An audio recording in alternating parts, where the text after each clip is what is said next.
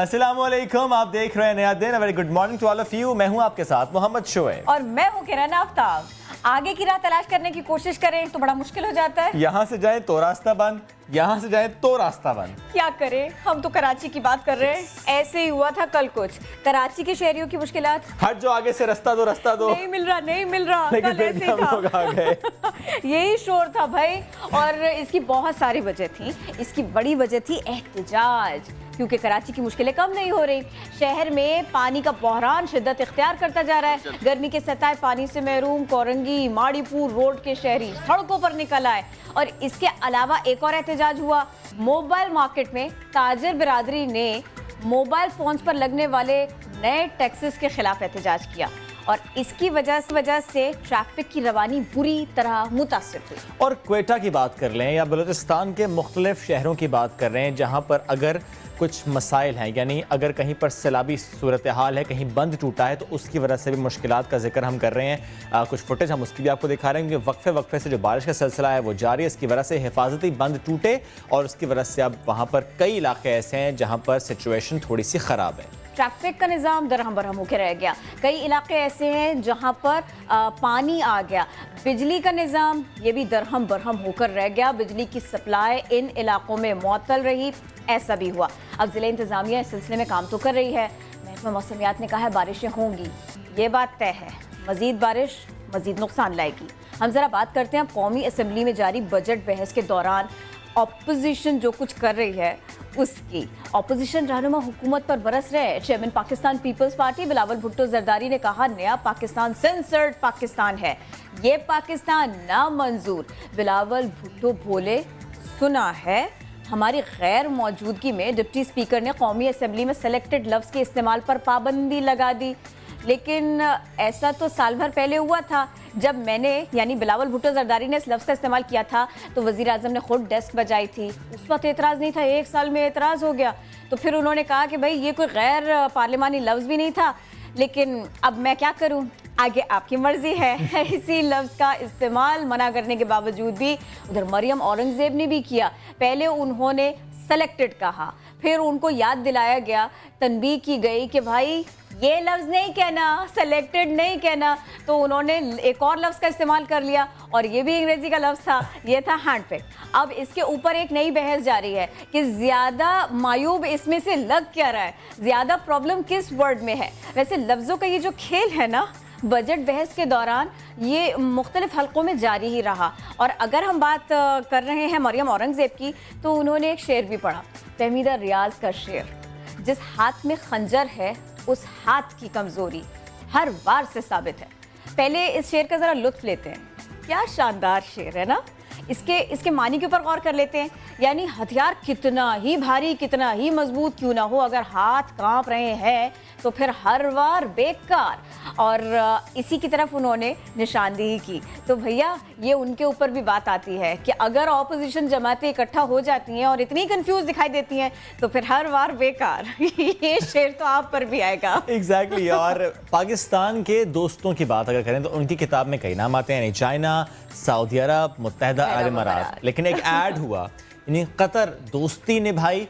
पाकिस्तान और कतर इनके दरमियान मजमूई तौर पर 9 अरब डॉलर की शराकतदारी होगी। कतर पाकिस्तान को डिपॉजिट्स और सरमायाकारी की मद में 3 अरब डॉलर इमदाद भी दे रहा है। तो ये जो विजिट था, अच्छा विजिट, और उसके बाद जो अब इम्प्लीकेशन है उससे मुतालिक खबर आपसे शेयर की। लेकिन अब क्विकली बढ़ेंगे नया दिन की टॉप स्टोरीज की जानिब।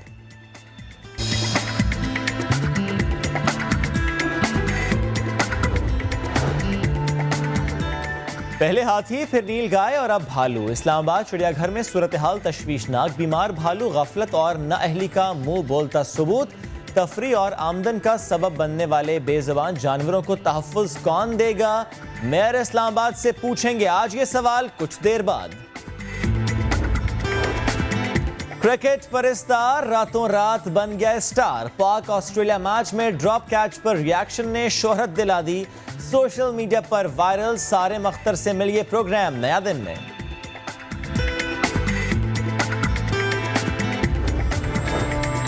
आमलेट, हाफ फ्राई या घोटाला, अंडे पर बने आर्ट ने सबको हिला डाला। अंडे पर पीतल की तार से सजे फन पारे कराची ट्रैफिक पुलिस के एहलकार अदील की पहचान बन गए। दूसरी शादी के ख्वाहिशमंद अफराद के लिए बुरी खबर, पहली बीवी के साथ साथ मसालहती काउंसिल की इजाजत भी लेना होगी। दूसरी शादी के लिए इजाजत से मुतालिक शरीयत क्या कहती है, मजहबी स्कॉलर और कानूनी माहिरीन से होगी बात।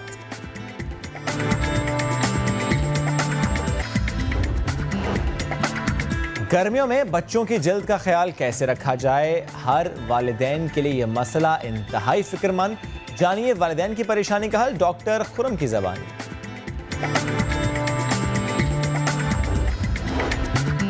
कराची की केक आर्टिस्ट की धूम, पेंट आर्ट और मुनफरिद सजावट वाले केक हर जगह मकबूल।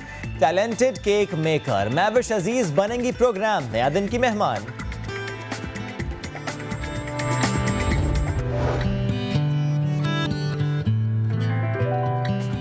सोच तो रहे होंगे केक तो बेक होता है, फिर केक मेकर कैसे मिलवाएंगे कि केक मेकर उन्हें कहा क्यों जा रहा है। लेकिन उससे पहले मेरा ख्याल है आपने जितनी ज्यादा ऑमलेट का और इस सब का जिक्र की, जितनी भूख के साथ किया ना, मैंने अब महसूस कर लिया। महसूस किया।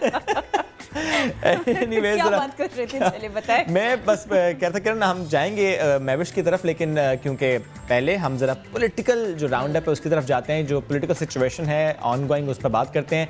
हुकूमत मुखालिफ मोर्चाबंदी और सियासी जमातों में इख्तिलाफ की जंग। तो मुल्क का जो सियासी माहौल है हम देखते हैं कि आए दिन उसका टेम्परेचर राइज करता है, just like weather of Karachi. Bilawal Bhutto ने हुकूमत से बजट वापस लेने का मुतालबा कर दिया। साथ साथ इल्जाम आयद किया कि तब्दीली सरकार बुनियादी हुकूक छीन रही है, नए पाकिस्तान में कोई चीज़ आज़ाद नहीं है। उन्होंने वाजे भी कर दिया कि अवाम दुश्मन इक़दामात कबूल नहीं किए जाएंगे। मुतालिबात तस्लीम न हुए तो हुकूमत को घर जाना पड़ेगा, ये भी कहा। उधर हमजा शहबाज भी मैदान में आए और बड़ों में इख्तिलाफात की हर बात की तरदीद की। कहा नवाज शरीफ शहबाज शरीफ हमेशा एक थे, एक है और आइंदा भी ऐसा ही रहेगा। जबकि नून लीग की तर्जुमान मरियम औरंगजेब ने बजट पर हुकूमत को खरी खरी सुनाई। कहा तीसरा बजट हुकूमत की थर्ड क्लास परफॉर्मेंस का सबूत है। रोजगार खत्म हो रहा है, महंगाई बढ़ रही है, दुकानदार बद्दुआएं दे रहे हैं और ऐवान सदर तोते उड़ा रहा है। तनकीद की उन्होंने तनकीद की। अदनान आदिल साहब सीनियर तज्ज़ियाकारा में ज्वाइन कर चुके हैं। अदनान साहब good morning. Morning. Good morning. कैसे आप? मैं बिल्कुल ठीक हूँ और मौसम भी बहुत अच्छा है लाहौर का। सर ना करें, हो गई है, ना करें इस्लामाबाद और लाहौर में से इल्तिजा है, हमें ना बताया करें वहाँ का मौसम अच्छा है। हमारे दिल बड़े कमज़ोर हैं, हमें ना बताया करें वहाँ का मौसम अच्छा है, यहाँ पे ऐसा नहीं है। एनीवेज क्विकली ज़रा सियासी मौसम पर मैं चाहूँगा कमेंट कीजिए। ऑपोजिशन को हम देखते हैं स्पेसिफिकली, अगर मैं पीपल्स पार्टी का जिक्र करूं, टफ टाइम देने की बात करते हैं, अलायंस की बात करते हैं, तनकीद करते हैं। स्पेसिफिकली बिलावल भुट्टो ने बजट पर बात की कि हम इस बजट को कबूल नहीं करते और अगर ये उनकी बात नहीं मानी गई तो फिर हुकूमत को घर जाना होगा। ये तो हर अपोजिशन यही कहती है कि हम इस बजट को मुस्तरद करते हैं, ये बहुत ख़राब बजट है। और जब वो पार्टी हुकूमत में आती है तो फिर वैसा ही बजट वो खुद भी लेकिन अदनान साहब अगर पीपल्स पार्टी फोर फ्रंट पर खेले नेशनल असेंबली पर और इस तरीके से बयानबाजी करे कि अवाम दुश्मन बजट है और कुछ पॉइंटर्स भी शेयर करे, तो अगर उन्हीं से सवाल कर लीजिए कि आपकी हुकूमत है सिंध में, हेल्थ हो, एजुकेशन हो, इंफ्रास्ट्रक्चर हो, यानी मसाइल की लंबी लाइन है पूरे सिंध में, लेकिन चले सिर्फ कराची के नजर करम यहाँ किया पीपल्स पार्टी ने, फिर किस तरह से तनकीद करते हैं विफाक पर? आधी पॉपुलेशन है यहाँ पर सिंध की। कोई अखलाकी जवाज नहीं है। आपको पता है कराची में आप रहते हैं, मैं भी अभी चक्कर लगा के गया हूँ कराची का, और वहाँ पर आपको लगता है कि कराची में कूड़ा नहीं है बल्कि कचरे पर कराची आबाद है। इतना कचरा है और पानी का कितना शदीद बहरान है, यानी जितना पानी कराची को चाहिए उससे आधा अवेलेबल है और जो दस्तयाब पानी है उसमें से 40% चोरी हो जाता है। लोगों ने ज़रई फार्म्स बना लिए हैं, वहाँ पे डाइवर्ट कर दिया जाता है और हाइड्रेंट्स, इलीगल हाइड्रेंट्स के ज़रिए फ़रोख्त किया जाता है। तो अरबों रुपए का कारोबार पानी बेचकर हो रहा है। लोग बूंद को तरस रहे हैं गंदे। और अदनान साहब सवाल जब भी करो, जिससे भी करो, वो चाहे पीपल्स पार्टी का कोई नुमाइंदा हो या एमक्यूएम का हो, वो यही कहते हैं उनकी जिम्मेदारी थी, नहीं मसला वहां से है। ये जवाब आता है दोनों तरफ से। जी, हालांकि सूबाई हुकूमत के पास है, वाटर का इंतज़ाम भी, वाटर बोर्ड भी उनके मातहत है और नीचे जो ये जो कचरे का सिस्टम है ये भी सूबाई हुकूमत के पास है। जो बल्दियाती निज़ाम है उसको तो बिल्कुल बेख्तियार कर दिया है और बराए नाम है, मगर इसके बावजूद वो इल्ज़ाम। अब ये देखिए ना, सियासतदान समझते हैं कि वो लोगों को अनलिमिटेड टाइम के लिए हमेशा बेवकूफ़ बना सकते हैं अपनी लफाजी के ज़रिए। अब बिलावल कह रहे हैं कि मुल्क में आज़ादी नहीं है, उनका 1 घंटे का खिताब टेलीविज़न पर लाइव टेलीकास्ट होता है, सारी दुनिया देख रही है, जो दिल चाह रहा है वो कह रहे हैं। तो ये आज़ादी नहीं है तो फिर क्या आज़ादी है? और इसी तरह अब वो कह रहे हैं कि हुक्मरानों को भी हासिल है जी, उन लोगों को भी हासिल है, वो भी हार्श स्टेटमेंट्स पे चले जाते हैं। बिल्कुल। और ये जितने मुतमईन होके, जितने इत्मीनान के साथ में आप सारी की सारी गुफ्तगू कर रहे हैं, मुझे ये बताइएगा कि क्या हालात वाकई ऐसे ही हैं कि हुकूमती हलकों में भी यही इत्मीनान बना रहे, इतने बिल्कुल ठंडा ठंडा, आहिस्ता आहिस्ता, आराम आराम से, जैसे आप बात कर रहे हैं, घबराए बगैर? नहीं, मैं नहीं समझता हूँ कि हालात को इतने ज़्यादा ख़राब हैं, और ना ही अपोजिशन इस पोजीशन में है कि बजट को पास ना होने दे, क्योंकि मेरी इत्तला ये है कि जो अपोजिशन के बहुत से अरकान असम्बली हैं उनके भी हुकूमत से राब्ते हैं, और उन्होंने हुकूमत को अश्योर किया है, यकीन दहानी कराई है कि जब बजट पास करने का मरहला होगा तो वो गैर हाजिर रहेंगे, असम्बली में नहीं आएंगे। तो इसलिए जो मौजूद लोग होंगे उनकी अक्सरियत से वो बजट पास हो जाएगा। ये भी एक तरीका होता है किसी हुकूमत को हेल्प करने का कि आप असम्बली से गायब हो जाएँ, गैर हाजिर हो जाएँ, एब्सटेन कर जाएँ। तो बहुत से अरकान जो नून लीग के हैं, पीपल्स पार्टी के हैं, उनको भी अपने हल्के में छोटे मोटे काम हुकूमत से पढ़ते रहते हैं, हुकूमत की ताउन की ज़रूरत होती है तो वो टैक्टिकल सपोर्ट देते हैं हुकूमत को, और इस तरह बजट पास हो जाएगा। बजट के पास होने में कोई शुबा नहीं है। और जहाँ तक उनकी APC का ताल्लुक है, वो कल होने जा रही है। कल तो मैच भी है, तो लोग ज़्यादा तो मैच में इंटरेस्ट लेंगे, लोग मैच देखेंगे और वहाँ पे मामला सेट हो जाएंगे, क्योंकि लोग ये भी कह रहे हैं कि खान साहब अगर हर दूसरे दिन आके तकरीर करते हैं और जिक्र करते हैं पीपल्स पार्टी का और PMLN का, और साथ साथ दूसरे मामलात देखते जाते हैं। एनीवेज, एक लास्ट कमेंट मुझे ये कर दीजिएगा अदनान साहब, with respect to issues in Karachi, विफाक कितना जिम्मेदार है? नहीं, देखिए, जिम्मेदारी तो बुनियादी तौर पे सिंध हुकूमत की, लेकिन टैक्सेस के खिलाफ अगर एहतजाज होगा तो टैक्स तो विफाक की तरफ से लगते हैं ना। नहीं, देखिए, जो पानी है और जो कचरा है ये तो बुनियादी तौर पर अगर मोबाइल फोन पर टैक्स लग रहे हैं कि विफाक को हेल्प करना चाहिए। अब अगर सूबाई हुकूमत नहीं कर रही है तो उन्हें आगे बढ़कर डायरेक्ट कुछ काम करना चाहिए। एट द एंड अवाम सफर ना करे, ये लाइन होनी चाहिए, चाहे विफाक हो चाहे सूबाई हुकूमत। Thank you so much Adnan साहब, वक्त आज रखा मैं तो आपसे दोबारा मैं पूछूंगा, ये जो कराची आए थे बताए बगैर वापस क्यों चले गए? एनीवेज, मैं तो सोच रहा था आप मुझसे दूसरी शादी के मसले पे भी बात करेंगे। चले सोचते हैं इस पे, हम ये काम भाभी को बता के करेंगे। So interested to talk about this. Anyways, अच्छा, थैंक यू दान साहब हमारे साथ थे। अच्छा, वैसे सवाल तो ये भी था कि क्या कुव्वत बर्दाश्त कम होती जा रही है सियासी रहनुमाओं की, हुक्मरानों की और उनसे जुड़े लोगों की? कुछ ऐसे वाक़यात सामने आते जा रहे। गुज़िश्ता शब का ही तज़किरा सुन लीजिए प्राइवेट चैनल पर। PTI रहनुमा मसरूर अली आपे से बाहर हो गए, इस कदर उनको गुस्सा आया कि कराची प्रेस क्लब के सदर इम्तियाज़ खान फरहान से वो दौरान प्रोग्राम ही बुरी तरह लड़ पड़े। और ये फुटेज इस वक्त टॉप ट्रेंड है ट्विटर पर, फेसबुक पर, हर जगह पर बहुत डिस्कशन हो रही है, बहुत सवाल उठाए जा रहे हैं कि आपे से बाहर भी हुए। यानी पहले तो हम देखते हैं कि बहुत रहनुमा हो, चाहे तहरीक इंसाफ के किसी भी पार्टी के हों, बहुत से जुमले कसते हैं, लेकिन ये बॉडी लैंग्वेज देखे भी हुआ क्या लग जा रहे। चलिए वापस आ जाइए हमारे पे, क्योंकि आज हम ज़रा बात करेंगे मेडिसिन प्राइस से मुताल्लिक भी, बिकॉज मेरे पास ये पूरी लिस्ट है जो शाया हुई थी कि कौन सी मेडिसिन की अब कीमत क्या होगी। कौमी इदारा बराए सेहत, इन्होंने दवाओं की कीमतों से मुताल्लिक ये अखबार, इसमें तफसीली इश्तिहार दिया और आवाम को हिदायत की कि इन कीमतों से ज़्यादा पर दवाएं ना खरीदें। जब हमारे रिपोर्टर साद साबरी मार्केट गए और कीमतों का जायज़ा लिया तो हर दवा महंगी मिली। कितना फ़र्क था ये बताएंगे साद साबरी। क्या आपने अखबार पढ़ा? वजारत सेहत ने रोज़मर्रा के इस्तेमाल में आने वाली 250 के करीब अद्वियात की कीमतें शाया कर दी हैं, पर क्या वाकईतन ये अद्वियात मार्केट में उन्हीं कीमतों पर दस्तयाब हैं? चलिए एक सर्वे करते हैं और जानते हैं कि हकीकत क्या है। गवर्नमेंट के इसमें रेट आ रहे हैं 412 रुपये ना, और यहाँ पर आए हैं 545 रुपये, तो इस हिसाब से इनको 100 रुपये तक तकरीबन रेट वापसी अपने करने चाहिए 412 रुपये, लेकिन रेट नीचे नहीं आए। मिसाल के तौर पर हमारे पास ये 545 लिख कर आ चुके हैं। या तो कंपनी को चाहिए अपना स्टॉक दोबारा उठवा लें, हर केमिस्ट से, हर फार्मेसी से स्टॉक उठाकर दोबारा ले जाकर उसके रेट नीचे करके भी दे दें हमारे को, हम भेज देंगे। अब इसी तरह ये स्पासफोन टैबलेट है, स्पासफोन टैबलेट हुई है यहाँ पे 600 कुछ की हो गई है और ये 530 रुपये की इसकी रिटेल है, पर अब कम आ गई है। हम लोग म्यूकेन 50 रुपये का बेच रहे हैं क्योंकि इसके ऊपर रेट ही प्रिंट है 50 रुपये।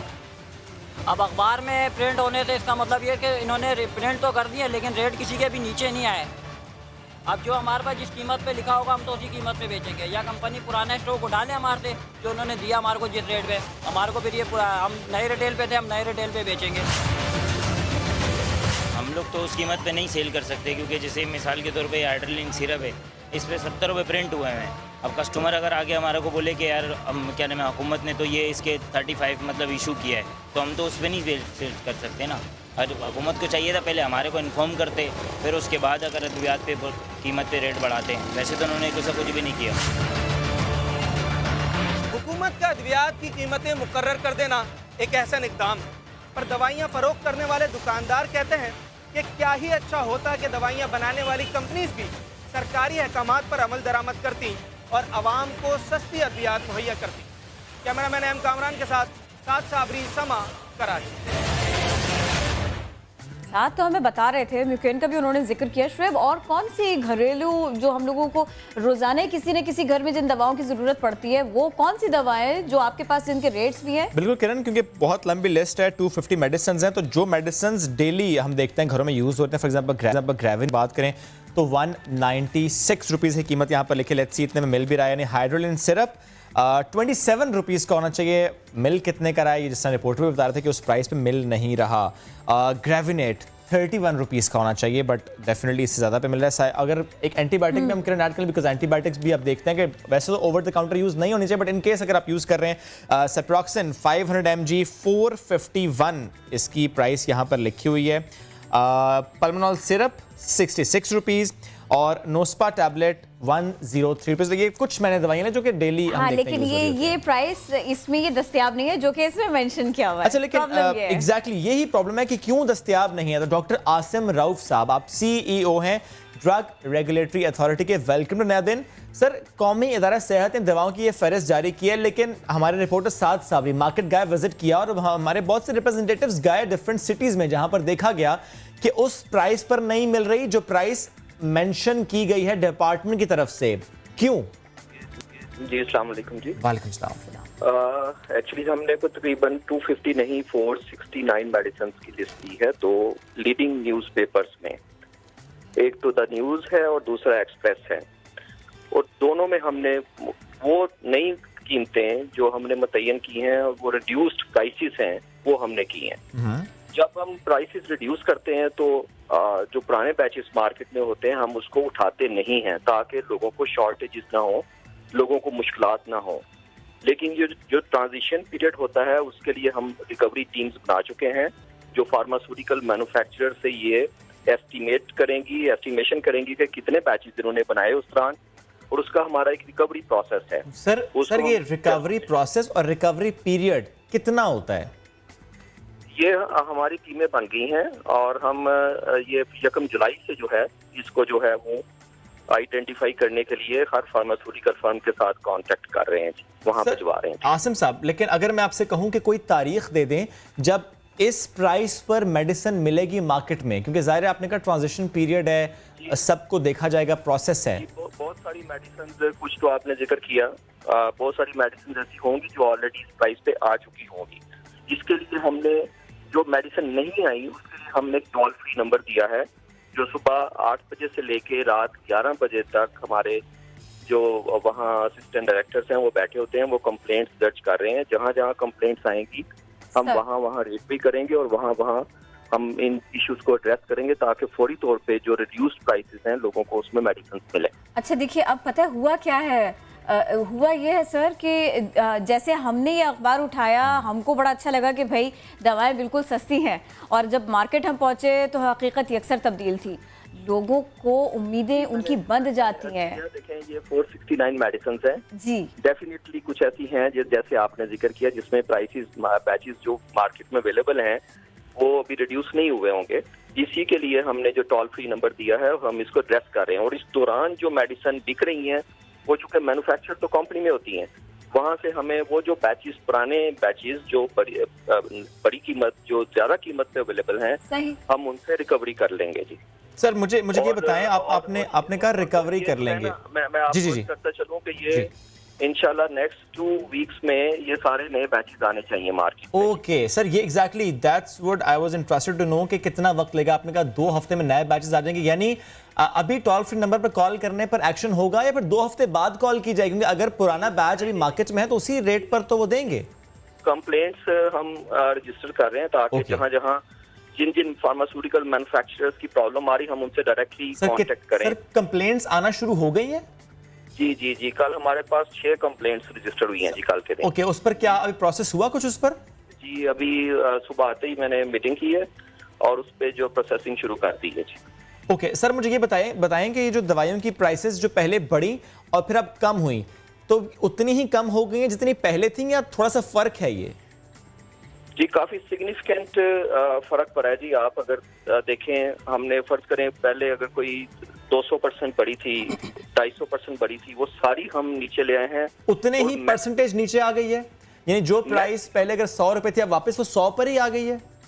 जी मैक्सिमम कैप जो है ना, मैक्सिमम जो अलाउंस दिया गया है वो मैक्सिमम वो 75% है। ओके। और 75% से ऊपर कोई अलाउंस नहीं है इस वक्त ना। सही। और वो भी उन दवाइयों का दिया गया है जो बिल्कुल ऐसी मेडिसिन हैं जो हार्डशिप केसेस में आती हैं और वो बनना बंद हो गई थी और नॉन अवेलेबिलिटी अब मार्केट में आना शुरू हो गई थी, पेशेंट सफर करना शुरू हो गए थे। वो वाली मेडिसिन उनकी प्राइसेस मैक्सिमम 75, अदरवाइज जो रूटीन में 15% इंक्रीज है वो मोस्टली मेडिसिन की वो है। Okay, thank you doctor Asim साहब साथ अब मौजूद है। जिस तरह आपने कहा ट्रांजिशन पीरियड है, रिकवरी का एक मैकेनिज्म है, बट आप ये कह रहे हैं कि 2 हफ्ते बाद जो नए बैचेस जो बनते हैं मेडिसिन के वो मार्केट में पहुंचना शुरू हो जाएंगे, but in these 2 weeks even अगर आप कंप्लेन करेंगे तो उस पर एक्शन होगा। Thank you once again. बढ़ते हैं आगे और सेहत से जुड़ा एक और मसला, सेहत से जुड़ा, कल्ब से जुड़ा, दिल से जुड़ा, दिल की धड़कनों को जांचना बहुत ज़रूरी है और इसीलिए तो अमरीकी माहिरीन ने मरीजों के दिल की मुसलसल निगरानी के लिए एक टैटू बनाया है। ये सीने के ऊपर इसको जो है ना वो चेक किया जा सकेगा, इसको सीने के ऊपर चिपक कर ECG और दिल की जो दीगर कैफियत है ना इसको नोट करता रहेगा। इससे टैटू का नाम दिया गया है और दावा किया जा रहा है कि ये दिल की जो कैफियत हैं उसकी बिल्कुल दुरुस्त पैमाइश करेगा।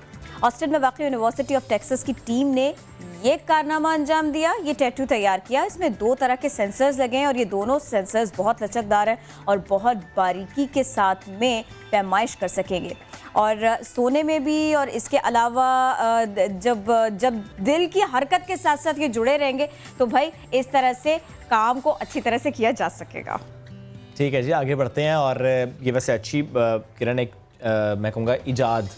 फॉर एग्जांपल अगर सेहत से जुड़ा कोई मसला हो या आपको लगता हो कि आपका दिल आहिस्ता आहिस्ता कमज़ोर हो रहा है, कोई मसाइल हैं, तो रीडिंग्स कंटिन्यूसली आती रहेंगी और मॉनिटर करना आसान होगा। बट एनीवेज अब बढ़ते हैं आगे। और क्या आप जानती हैं, आप किसी का वाईफाई चोरी नहीं, मैं चोरी की बात नहीं करूंगा, लेकिन किसी का वाईफाई पासवर्ड आपको मालूम ना हो बट आप फिर भी मालूम कर लें, कनेक्ट कर लें उस वाईफाई के साथ। ये मुझे बताएं, ये कैसे मुमकिन है? ये मुमकिन हो चुका है। टेक्नोलॉजी की दौड़ है जनाब और हर मुश्किल का एक हल है और हर चीज़ का एक तोड़ है। तो ऐसे कैसे मुमकिन है कि सारिफीन को सबसे बड़ी दिक्कत होती है ना कि कहीं पर जाए पासवर्ड अगर मालूम ना हो तो आपने फिर कनेक्ट कैसे करना है? तो वाईफाई पासवर्ड को QR कोड में तब्दील करने के लिए वेबसाइट्स मौजूद हैं जो गूगल पर सर्च की जा सकती हैं।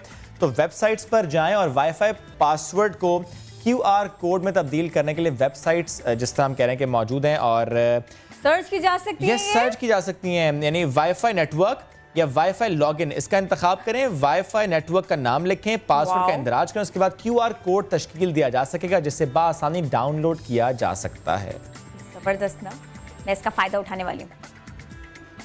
और अब नया दिन की टॉप स्टोरी, एक ऐसा मसला जिससे बच्चे बड़े सारे ही जुड़े हैं लेकिन इसको हल नहीं किया जा रहा। पहले हाथी, फिर नीलगाय और ब्राउन बेयर्स। इस तरह का मगजा चिड़ियाघर जानवरों के लिए मसाइल का गढ़ बन गया है। चिड़ियाघर में ब्राउन बेयर्स न सिर्फ बीमार हो रहे हैं बल्कि एक छोटे से पिंजरे में इनको कैद भी रखा गया है और इसी वजह से इनकी बीमारी की शिद्दत बढ़ रही है। इस खूबसूरत ब्राउन बेयर को हुआ क्या और इलाज मुआलजे के लिए इंतज़ामिया क्या कर रही है, आज इस सब पर बात करना बहुत ज़रूरी है। और इससे पहले कि हम मेयर इस्लामाबाद की जानिब जाएं और उनसे जानें कि ये मसला जो कितना पुराना मसला है और इस पर क्या कर रही है इंतज़ामिया, हमारे नुमाइंदा अरहम खान हमें ज्वाइन कर चुके हैं। अरहम, स्पेसिफिकली मैं चाहूँगा आप अहाता कीजिए इस मरगज़ा चिड़ियाघर का, यहाँ पर सहूलियात का क्या फ़ुक़दान है, यहाँ पर जो जानवर हैं इनकी क्वालिटी ऑफ लाइफ क्या है? जी बिल्कुल, इस वक्त मैं इस्लामाबाद के चिड़ियाघर में मौजूद हूँ और कुछ दिनों पहले सोशल मीडिया पे एक वीडियो वायरल हुई थी ब्राउन रीच की, जिसके पाँव पे चोट लगी हुई थी और ज़ख्म काफ़ी ज़्यादा ख़राब हो गया हुआ था। इस वक्त जिस तरह से आप देख सकते हैं कि मेरे पीछे जो पिंजरा है वो ब्राउन रीच का है और 2 रीच इस्लामाबाद के जू में मौजूद हैं। एक रीच को पिंजरे के अंदर एक और इजाफी पिंजरा रखा, वो छोटा सा पिंजरा है, उसके अंदर उस रीच को रखा गया है और उस रीच की जो मूवमेंट है उससे ये लग रहा है कि उसका पाँव वाकई ख़राब है और काफ़ी गंदा है पिंजरा उनका। और जो समा की टीम है उसको इस वक्त जू में आए हुए तकरीबन 2 घंटे हो चुके हैं और हमारे सामने इंतज़ामिया का कोई बंदा अभी तक रीच को देखने नहीं आया। इंसान भी जो होता है अगर वो बीमार हो जाए तो उसको डॉक्टर के पास ले जाया जाता है, मरहम पट्टी कराई जाती है ताकि वो सेहतयाब हो सके, लेकिन जू के जो डॉक्टर हैं डॉक्टर बिलाल, वो अभी तक हमारे सामने तो आके उन्होंने रीच को नहीं देखा। इसके अलावा एक और बात भी यहाँ पे मैं बताऊँ कि डॉक्टर बिलाल के ऊपर भी चूँकि इजाफी डिप्टी डायरेक्टर भी हैं वो जू के, उनके पास इजाफी चार्ज भी है, जिसकी वजह से कहा यह जाता है कि उन्हें वक्त नहीं मिलता और बच्चे भी आ रहे हैं या जो भी लोग आ रहे हैं रीच देखने के लिए, वो एक ग्रीन कलर की चादर है उसे हटा के तो देख रहे हैं वहाँ पर। और जब मेरी भी बात हो रही थी मैं उनसे यही पूछ रही थी कि आपको ये रीच क्या देखने में नॉर्मल लग रहा है, तो उनका यही कहना था कि रीच की जो टांग है, एक लेफ्ट वाली जो टांग है, पाँव है उसका, वो हमें जख्मी लग रहा है और काफ़ी गंदी हालत में उसको यहाँ पर रखा गया है। अपडेट कर रही थी इस सिलसिले में, आपने वहाँ पर लोगों से बात भी की और आखिर तक इंतज़ार भी किया कि डॉक्टर साहब आ जाएँ, बियर का इसका रीच का इलाज शुरू हो जाए, ऐसा कुछ हुआ नहीं है। अब हम मेयर इस्लामाबाद शेख अंसर साहब से बात करते हैं इसी सिलसिले में। बहुत शुक्रिया, आपने समा को वक्त दिया, नया दिन को वक्त दिया। ये फरमाइएगा, पहले हाथी था उसको जंजीरों में बांध दिया गया था, अब भालू बीमार है और जू इंतजामिया गायब है। जी अस्सलाम वालेकुम, बहुत शुक्रिया जी। इसमें जी मैं थोड़ा सा इसका ज़रा बैकग्राउंड बता दूं कि भालू को क्यों इसको केज में रखा गया है। बेसिकली हुआ यूं कि जी तकरीबन 2 हफ्ते कबल ये पेयर था, क्योंकि पेयर था तो इनकी आपस में जब ये दोनों रीछ आपस में लड़े तो उसका एक जो रीछ था उसका पाँव जख्मी हो गया। तो उसकी हीलिंग प्रोसेस के लिए उसको छोटे जो केज में बंद रखा गया, ताकि ये इसका प्रोसेस है कि उसका पाँव चूंकि जख्मी है और उसको जब तक हम उसको कन्फाइन नहीं करेंगे किसी भी जगह के अंदर, तो वो तब तक ये होता है कि जी आपको जैसे एक इंसान की बात आप ले लें, अगर उसके पाँव में चोट लगे तो डॉक्टर उसको कहते हैं कि जी आप रेस्ट करें, ज़्यादा मूव ना करें, वो ना करें। तो उसके लिए उसको जो है कन्फाइन किया गया एक छोटे केज में, ताकि उसको जो है वो प्रॉपर उसकी मेडिकेशन की जाए और उसको वो किया जाए, उसकी टेक केयर की जाए। कैसे की जाए? बात आपकी कट रही है, बात भी मुकम्मल कीजिएगा। कैसे की जाए? डॉक्टर साहब गायब हैं, वो नहीं देखने के लिए आए। डॉक्टर साहब वहाँ पे मौजूद होते हैं, वो हॉस्पिटल, उसमें हॉस्पिटल में भी होते हैं, जो हमारा जू का हॉस्पिटल है, और वहाँ पे भी होते हैं। हो सकता है जिस वक्त ये गई हूँ आपकी जो सर आपकी मालूमात क्या है इस सिलसिले में? वो दिन में कितनी बार चेक कर लेते हैं, या चलिए मुझे हफ्ते में बता दीजिए कितनी बार चेक कर लेते हैं? आपने कुछ पूछा इस सिलसिले में उनसे? वो तो डेली दिन में 3-4 दफा चेक करते हैं, क्योंकि अभी उसको हमें बिल्कुल इस वक्त आपको पता है कि जैसे सोशल मीडिया पे भी इसकी तो पिक्चर्स वायरल हुई और मैं खुद भी इसको देख रहा हूँ, 3 दफा मैं खुद भी विजिट कर चुका हूँ। तो इसको प्रॉपर इसकी टेक केयर की जा रही है, लेकिन चूंकि आपको पता है कि पाँव की चोट है, वो जख्मी हुआ है, उसका हीलिंग प्रोसेस है,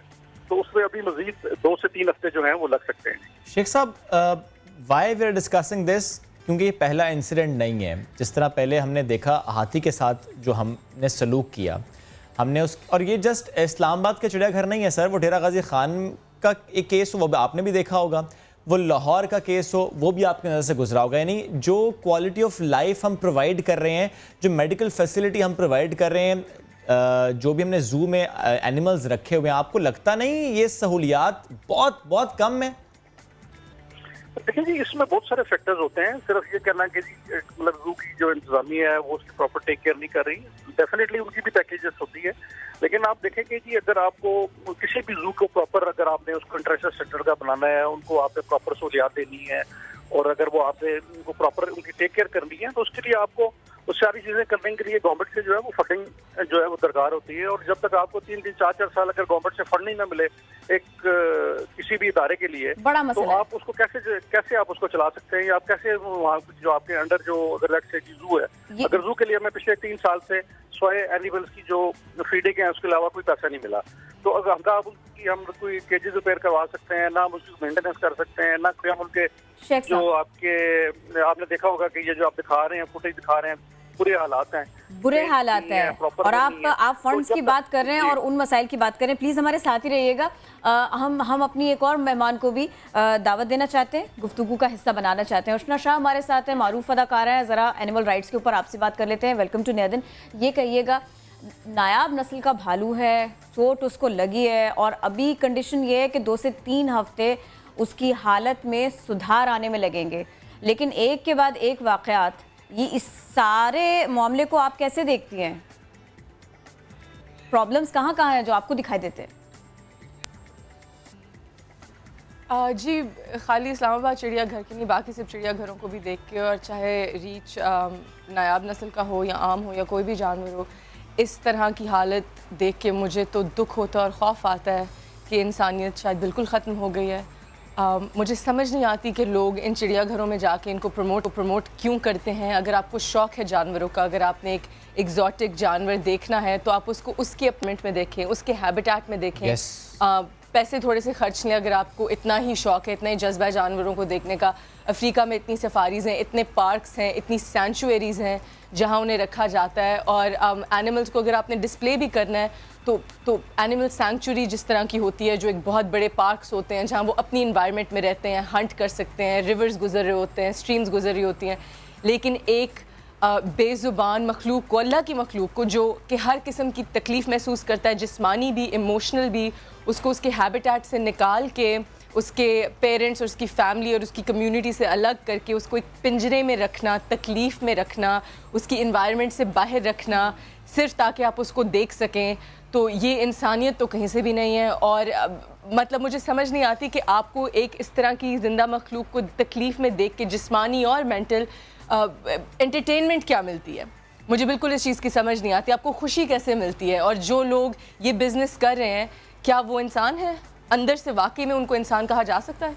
अच्छा, ये बताइएगा, अब जानवरों का तहफ़्फ़ुज़ ना ये बहुत इम्पॉर्टेंट है, इसके लिए किया क्या जाए? किन इक़दामात की ज़रूरत है? क्या समझते हैं आप?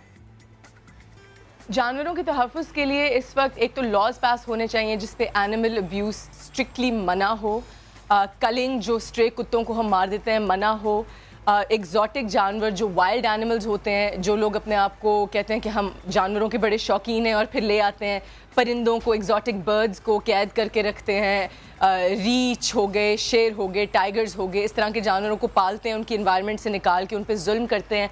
ये चीज़ स्ट्रिक्टली बैन होनी चाहिए और इसकी पनिशमेंट बहुत टफ होनी चाहिए, बिकॉज़ ये हर दूसरा बंदा जिसने अपनी जिसने शोबाजी करनी होती है और मर्दानगी दिखानी होती है, वो ऐसी हरकतें करता है और फिर बोर हो जाता है और फिर उन जानवरों की हालत भी बहुत बुरी होती है। चिड़ियाघर बंद होने चाहिए। अगर किसी ने देखने हैं जानवर तो सेंचुरीज़ खुलनी चाहिए जहाँ पे जानवरों की हेल्प की जाए, उनको रिहेबिलिटेट किया जाए जो इंजर्ड होते हैं, और फिर आके देख भी सकते हैं, उनकी इन्वायरमेंट खुली हो। और जो हमारी कंजम्पशन के लिए जानवर होते हैं जैसे चिकन और गोट्स और जो एनिमल्स होते हैं, उनके साथ जो जुल्म हम करते हैं, हम गोश्त खाना कम कर सकते हैं ताकि उनको इतना प्रोड्यूस ना किया जाए, ताकि आप ढेर सारी भेड़ें बकरियां गर्मियों में चेन्स में बंदी हुई ना देखें। मुर्गियों को जैसे रखा जाता है, ये तो मतलब अल्लाह जानता है, आप देख रहे हैं जिस तरह से वो पैक्ड होते हैं, वो अपना सर भी नहीं झुका सकती सही तरह। सो ये लॉज पास होने चाहिए कि हम उनको अच्छी तरह ट्रीट करें। और जो पेट ओनर्स हैं, जो पिंजरों में अपने परिंदे बांध के रखते हैं, तो परिंदे should be illegal to keep, but जो पेट ओनर्स हैं, जो कुत्तों को इतनी बुरी हालत में रखते हैं, केज रखते हैं, बांधा में रखते हैं, उनको भी मना करना चाहिए। उनके ऊपर भी लॉज होने चाहिए कि अगर आपने ऐसा इस तरीके से जानवर रखना है तो आप मत रखें। और वाइल्ड एनिमल्स की एग्जिबिशंस जिस तरह के इस्लामाबाद में ज़ू में हो रही हैं, दैट शुड बी बैंड। आप देखें कि इन जानवरों की हालत सिर्फ इस्लामाबाद ज़ू में नहीं, हर जगह किस तरह से है, और आप अपने बच्चों को ये शौक ना दें कि वो जाके पैसे खर्च करके एक जानवर को इस अजियत में देखें। आप उन्हें सिखाएं कि we have to love them, हम इनको प्रोटेक्ट करें, इनको इनकी एनवायरनमेंट में देखें। अरे इतना शौक है तो इतनी वीडियोस और डॉक्यूमेंट्री यूट्यूब पे हैं, वो जाके देख लें अगर इतना शौक है जानवरों को देखने का। लेकिन इस हालत में मत देखें, आपको क्या मिल रहा है तकलीफदार जानवर को देखने। बिल्कुल उष्णा, बहुत ही ज़बरदस्त गुफ्तगू आप कर रही हैं, स्पेशली जो आपने कहा ना कि जू बंद हो जाने चाहिए। इस पर इंटरनेशनली भी आवाज़ उठाई जा रही है कि ऐसे चिड़ियाघर होने ही नहीं चाहिए। बट मुझे ये बताएं, हम पाकिस्तान के चिड़ियाघर जब देखते हैं, क्योंकि आपने भी कहा नॉट जस्ट इस्लामाबाद, बाकी चिड़ियाघर में भी सिचुएशन ऐसी है जहां पर जानवरों की नुमाइश करके लाखों रुपए कमाए जा रहे हैं, लेकिन लगता ये है कि वो जो पैसा कमाया जा रहा है, जो रेवेन्यू है, वो उन जानवरों पर लग नहीं रहा। वो ना उनके केज पर लग रहा है, ना उनकी मेडिकल फैसिलिटी पर लग रहा है, ना उनके बेहतर खाने पर लग रहा है। इस मामले को आपको क्या लगता है, किस तरीके से इसकी आवाज़ उठानी चाहिए और आप किस तरह से इस मामले को उठाएंगी? अगर आप किसी भी चिड़ियाघर में देख लें और देखें कि उनकी क्या हालत है, तो आपको समझ आ जाएगी कि वो जानवरों की एड में तो पैसे बिल्कुल भी नहीं जा रहे। और इस हवाले से तो फिर जानवर इंसान से बेहतर हुए, क्योंकि जानवर ने जब तक अपना पेट नहीं भरना होता तो हमला नहीं करता है। तो हम ही हैं जो इस तरह की नुमाइश लगाते हैं और उस पर प्रॉफिट करते हैं। और अल्लाह के फजल से करप्शन तो इस मुल्क में बहुत ज़्यादा है। तो मेरी दुआ है कि जो नई गवर्नमेंट आई है, अगर हर जगह से उनका दावा है कि करप्शन हटा रहे हैं, तो ख़ास तौर पे इन इदारों से भी करप्शन निकालें और इनको अकाउंटेबल रखें कि ये पैसे कहाँ जा रहे हैं, और बल्कि इन इदारों को बंद कर दें। अब हम इस सदी में हैं, 2019 हो गया। We don't need to torture animals for entertainment, we just don't need to do that. We are more educated than that now as mankind. अच्छा, एक मामला और भी है ना, इस बारे में भी बताइएगा। चिड़ियाघर में मौजूद जानवरों की खुराक, देखभाल, इस सब के बारे में तो कहा। सिर्फ चिड़ियाघर ही नहीं, आम सड़कों पर भी जानवरों के साथ कुछ ऐसे सलूक होता है। आपने इस बारे में भी आवाज़ उठाई। फनकारों का ऐसी सरगर्मियों में हिस्सा लेना ये किस कदर अहम बात है? हर एक के लिए ये अहम है। अगर आप देख रहे हैं एक बंदर जिसके इमोशंस इंसानों के इतने, हर जानवर के इमोशंस अंदर से इंसानों की तरह के होते हैं। आप एक बेबी मंकी को उसकी फैमिली से ले जाते हैं, उसको मार मार के नाचना सिखाते हैं और फिर उस नाच से आप पैसे कमाते हैं, तो आप कहाँ के इंसान हैं? आपको अपने रब से बिल्कुल भी डर नहीं है, आप में बिल्कुल इंसानियत नहीं है। और अगर आप पैसे देख के वो नाच देखते हैं और तस्वीरें लेते हैं और इस बिज़नेस को प्रमोट करते हैं, तो आप भी बिल्कुल गलत हैं। तो ये अवेयरनेस रेस करें। और क्योंकि सेलिब्रिटीज़ के पास, अदाकारों के पास एक प्लेटफॉर्म है जिस पे वो आवाज़ उठा सकते हैं, तो एक रिस्पॉन्सिबिलिटी है एज ह्यूमन बीइंग्स कि हम आवाज़ उठाएं। जिस तरीके से अब भी तेल निकलता है, डोमेस्टिक एनिमल्स पे कितना अब्यूज़ होता है। आप देख रहे हैं गधे कितने इंजर्ड होते हैं, घोड़े कितने इंजर्ड होते हैं, कितना बोझ उठाते हैं। कई तस्वीरें आपने देखी होंगी कि वो गिर जाते हैं, निढाल हो जाते हैं। हमने हाथी की सफारियाँ करनी होती हैं, हमने ऊँट की सफारी करनी होती है, लेकिन उसको वो किस हालत में रहता है आपको अंदाज़ा नहीं है। थोड़ी रिसर्च करें। तो आई होप कि बाकी सेलिब्रिटीज़ और काफ़ी आवाज़ उठा रहे हैं, लेकिन और भी उठाएं। आई होप कि लोग अब अवेयर हो जाए इस चीज़ के कि जो हम कर रहे हैं वो बहुत ज़्यादा जुल्म है और अब ऐसे नहीं रहना चाहिए। एग्जैक्टली आवाज़ उठा रही हैं आप, और आवाज़ उठानी चाहिए। इन्फ्लुएंसर्स को ज़्यादा आवाज़ उठानी चाहिए ताकि उसका एक अच्छा impact. Thank you so much. आप साथ मौजूद थे शेख साहब। मैं दोबारा आपकी तरफ आना चाहूँगा। गुफ्तगू आप भी सुन रहे थे उष्णा की। सर, बुनियादी सवाल तो ये, वाई डू वी हैव जूज? जिस तरह आपने भी कहा कि फंड्स नहीं है, पैसों का मसला है। सर, ये जो बात की है ना, ये तो एक बिल्कुल अलग स्कूल ऑफ थॉट है कि जी के जूज होने भी चाहिए या नहीं होने चाहिए। तो उस पर तो आप डिबेट नहीं सर, मैं ये सवाल इसलिए कर रहा हूँ क्योंकि आपने खुद कहा, शेख साहब आपने खुद कहा कि फंड्स नहीं है। जब फंड्स नहीं है, जब मसाइल हैं, तो फिर हम जब चला नहीं सकते जू, हम उस जानवर का ख्याल नहीं रख सकते जिसका ये हैबिटेट नहीं है, तो फिर हम जू चला ही क्यों रहे हैं? देखिए, मैंने आपको ये अर्ज की कि उसकी जो मेंटेनेंस और उसकी जो अपकीप के लिए जू के पास हमारे पास फंड्स नहीं है। लेकिन जैसे मैंने आपको कहा कि इनकी मेडिकेशन के लिए, इनकी जो फीड के लिए, वो हमारे पास प्रॉपर पैसे मौजूद है और हम उसकी प्रॉपर फीड भी करते हैं। अच्छा, अंसर साहब, एक फिगर अगर आप शेयर कर सकें। सर, मरगज़ा चिड़ियाघर रेवेन्यू कितना है, एक्सपेंडिचर कितना है? अभी जी हमारा जो एनुअल इनकम है ना, जो हमारी यहाँ से, हमारा 20 रुपए टिकट है जो हम गरीब लोगों से लेते हैं, बच्चों से लेते हैं, ठीक है ना जी। तो 20 रुपए का टिकट है, तो कोई 2 करोड़ रुपए की हमारी जो है वो एनुअली इसकी जो हमारी रेवेन्यू है। और हमारा जो खर्चा है इसके ऊपर वो तकरीबन 10 करोड़ रुपए के करीब है। तो वो जो डेफिसिट है 8 करोड़ रुपए का, जो उसके ऊपर हमारा खर्च होता है सालाना, वो हम जो है वो गवर्नमेंट हमें पे करती है और उस तरीके से हम इसको जो है वो पे करते हैं। मतलब ये ये कहना कि जी वहाँ से बहुत ज्यादा इनकम होती है और उसके ऊपर लगाया नहीं जाता, ऐसी बात नहीं है। बल्कि आपने सिर्फ इसका जो टिकट है, आपको पता है कि यहाँ में स्कूल के छोटे बच्चे आते हैं, उस टाइप के लोग आते हैं और वो आके यहाँ पे थे और 20 रुपए सिर्फ टिकट है इसका। तो हमें तकरीबन 2 करोड़ रुपए जो है वो सालाना इसकी जो है वो इनकम होती है, जबकि जो खर्चा हमारा वो तकरीबन इसके ऊपर 10 करोड़ रुपए की। तो ये डेफिसिट है 8 करोड़ रुपए का, बट आप कह रहे हैं गवर्नमेंट पे करती है, but still the question remains the same कि जो भी वहाँ विजिट करता है वो बच्चे हों, जिस तरह आपने भी कहा स्कूल के बच्चे आते हैं, वो ये सोचते हैं, वो ये सवाल उठाते हैं कि इन जानवरों पर ऐसा जुल्म, वो कहते हैं। दूसरा ये भी है कि उन पर हम इंप्रेशन क्या छोड़ रहे हैं इन जानवरों को इस तरीके से रखें। बट एनीवेज आपने कहा आप पूरी कोशिश करते हैं कि उनका जितना ख्याल रखा जा सके रखें, लेकिन बहरहाल डू चेक कि वो डॉक्टर साहब अगर वहाँ पर नहीं थे, जब हमारी रिपोर्टर 2 घंटे से वहाँ पर थी, तो ऐसा क्यों था। Thank you so very much, आप साथ मौजूद थे हमारे।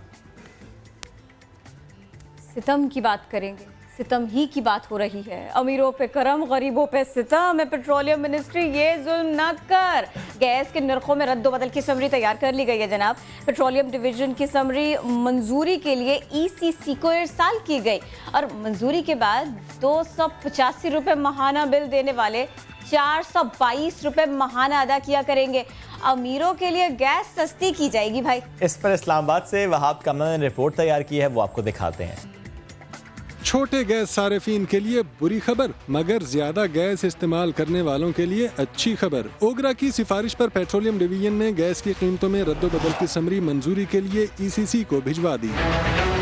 ईसीसी ने अगर समरी मीनोअन मंजूर कर ली तो 285 रुपए माहाना बिल देने वाले 1 जुलाई से 422 रुपए माहाना बिल अदा करेंगे। माहाना 572 रुपए बिल देने वाले 1219 रुपए माहवार अदायगी के लिए हो जाएं तैयार। जिन सारिफिन का बिल पहले 2300 रुपए आता था वो 4000 रुपए अदायगी किया करेंगे। जिनका बिल पहले 31,573 रुपए आता था वो 6039 रुपए कमी के बाद 25,534 रुपए माहाना अदा करेंगे, जिसका फायदा बड़े गैस सारिफिन को मिलेगा। वहाब कामरान, समा, इस्लामाबाद।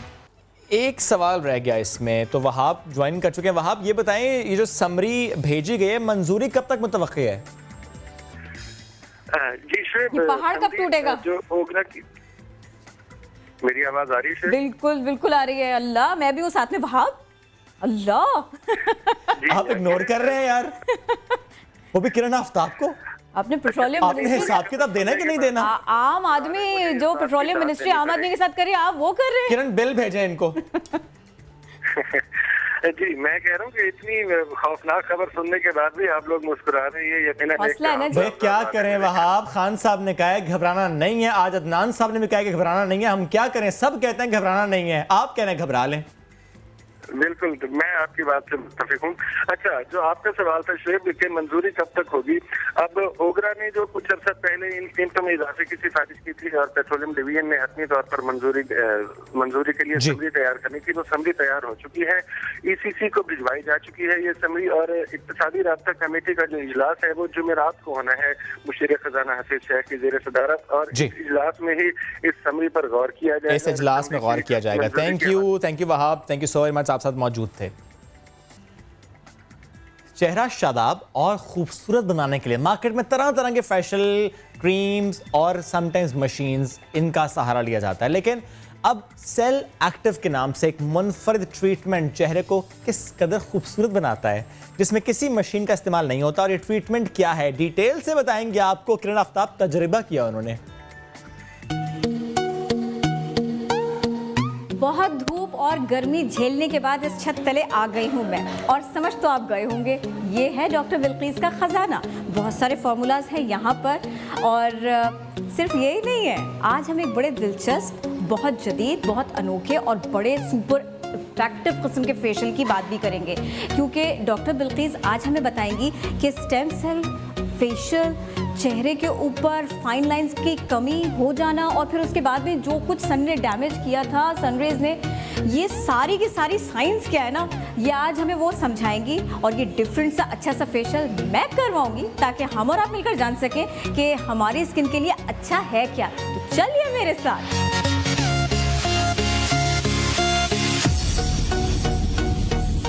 अस्सलामुअलैकुम। अस्सलामुअलैकुम, कैसी हैं? मैं ठीक हूँ, आप कैसी हैं? अल्हम्दुलिल्लाह ठीक ठाक। मुझे आपने वाकई ना, मेरा इंटरेस्ट बहुत बढ़ गया है। ये नया क्या है जो आज आप मुझ पे ट्राई करने जा रही हैं, मुझे जिसका बहुत फ़ायदा होने वाला है? ये नया मैं जैसे हमेशा मुझे तलाश रहती थी कि कोई ऐसी चीज़ हो जो हम जड़ी बूटियों से करें, तो फिर मैं इसके लिए मैं गई थी यूरोप, यानी बार्सिलोना। स्पेन की एक बहुत अच्छी प्रोडक्ट है, उसका जो आप पे ट्राई करें वो है कि सेल एक्टिव। हाँ, अब मैं आपको बताऊँ सेल एक्टिव क्या है।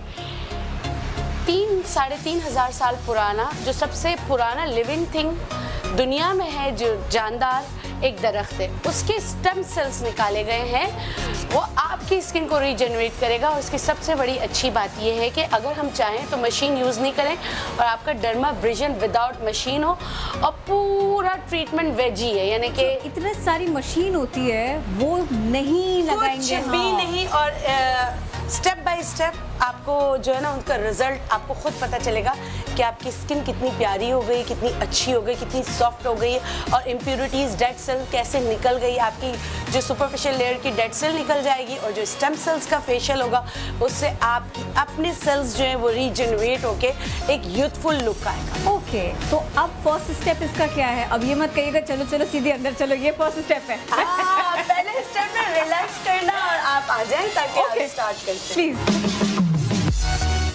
सबसे पहले तो मैं किरण को बहुत अप्रिशिएट करूंगी कि उन्होंने अपना इतना हसीन चेहरा दिया है और मुझ पर भरोसा किया है। जैसे किरण का भरोसा नहीं टूटेगा, इस तरह आप लोग जो यहाँ नेचुरलाइज में आएंगे और ब्रूनो वसारी का जो हम नई ट्रीटमेंट यूरोप से लेकर आए हैं, आप लोग मायूस नहीं होंगे। खासकर वो लोग जो वेजी यानी कि स्टेम सेल्स वगैरह सारी टेक्नोलॉजी इस्तेमाल करना चाहते हैं, मगर वो चाहते हैं कि वो कोई ऐसी एनिमल प्रोडक्ट ना हो जिसमें हराम हलाल का कोई एक उनसर आ जाता है, ठीक है, वो ना हो। तो थैंक यू। मैं अपनी प्यारी सी बच्ची का सबसे पहले हम मेकअप रिमूव करें।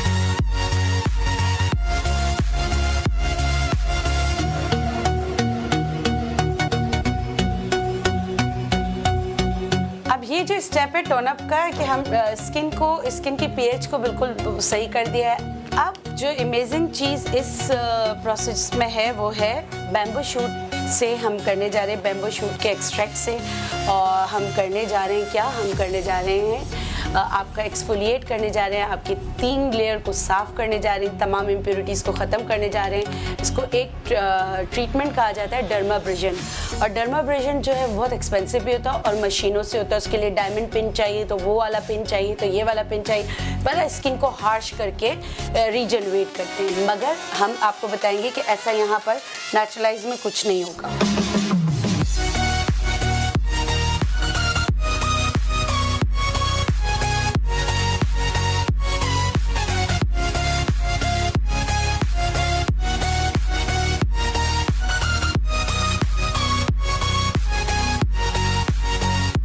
अच्छा, किरण की यूथफुल स्किन है तो इसलिए मसाज क्रीम जज्ब नहीं हो रही है, लेकिन अगर जो एजिंग वाली स्किन आती हैं हमारे पास, तो फिर क्या होता है, जब हम ये करते हैं मसाज क्रीम जो है एब्जॉर्ब हो जाती है। अगर एब्जॉर्ब होती है तो होने देना है, क्योंकि ये जो सेल एक्टिव है, इसके बाद स्किन कोलेजन बूस्टर है। इन दोनों में जो चीज़ें यूज़ हो गई, मैंने आपको बताया ग्रेप यानी कि अंगूर का जो फ्लावर है, जिसको नंबर 1 अवार्ड मिला है स्पेन में, पूरी ऑल ओवर द वर्ल्ड, किसके लिए कि वो काम करते हैं जस्ट लाइक बुटॉक्स, वो आपके स्किन को रीजनरेट करने में, एज साइन को कम करने में मदद करता है। जो भी इसका बेस्टेस्ट पार्ट ये है कि इसमें जो भी इंग्रेडिएंट्स है सब जो है वो बायो एक्टिव और वेजी हैं। तो मतलब कि कोई इसमें आपको ये सोचने की ज़रूरत नहीं कि यार मैं कुछ करा रही हूँ तो अल्लाह ना करे उसमें कोई एनिमल प्रोडक्ट तो यूज़ नहीं हो रहा। रिजल्ट से पहले ये जो इसका प्रोसीजर है, ये डर्माब्रेशन और वो जो थप्पड़ों वाला जो हमारा फेशियल है ना, जो चला आ रहा है कई सालों से, ये उससे कितना ज़्यादा डिफरेंट है। मुझे ये फील हुआ, मुझे स्टेप्स इसके मुख्तलिफ फील हुए, थोड़े से स्टेप्स भी मुख्तलिफ हैं और तरीका जो हम भूल गए थे, बजाय थप्पड़े मार के आपके सेल्स को एक्टिवेट करने से अच्छा हॉट टॉवल कर लें। बहुत अच्छा, हॉट टॉवल कर लें। असल में हॉट टॉवल कुछ केमिकल उसके साथ रिएक्ट कर जाता है, इसलिए ये सारे मना कर दिया था। ये तो ऑल नेचुरल है, तो आप इसमें आराम से हॉट टॉवल कर सकते हैं। इसके बाद इसके बाद इसका रिलैक्सिंग मास्क होगा। इसको जो है आपकी स्किन पे पूरा एब्जॉर्प्शन इसकी अच्छी तरह चाहिए। अब लगेगा रिलैक्सिंग मास्क, ठीक है। और इस रिलैक्सिंग मास्क के बाद भी के स्टेप्स हैं, वो भी हम आपको बताएंगे। अब ये 10 मिनट का प्रोसेस है, 10 मिनट तक ये लगा रहेगा।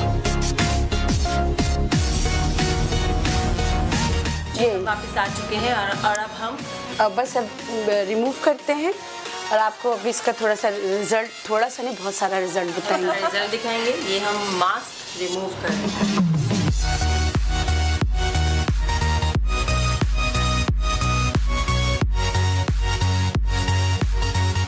ये सिर्फ हमने इसलिए लगाया है सेलेक्टिव क्रीम कि सनब्लॉक लगाएंगे तो आंखों की गिरती सनब्लॉक किसी से ज़्यादा अच्छा है कि ये सेलेक्टिव आई क्रीम लगाएं। उसके बाद हम इसमें सनब्लॉक लगाएंगे।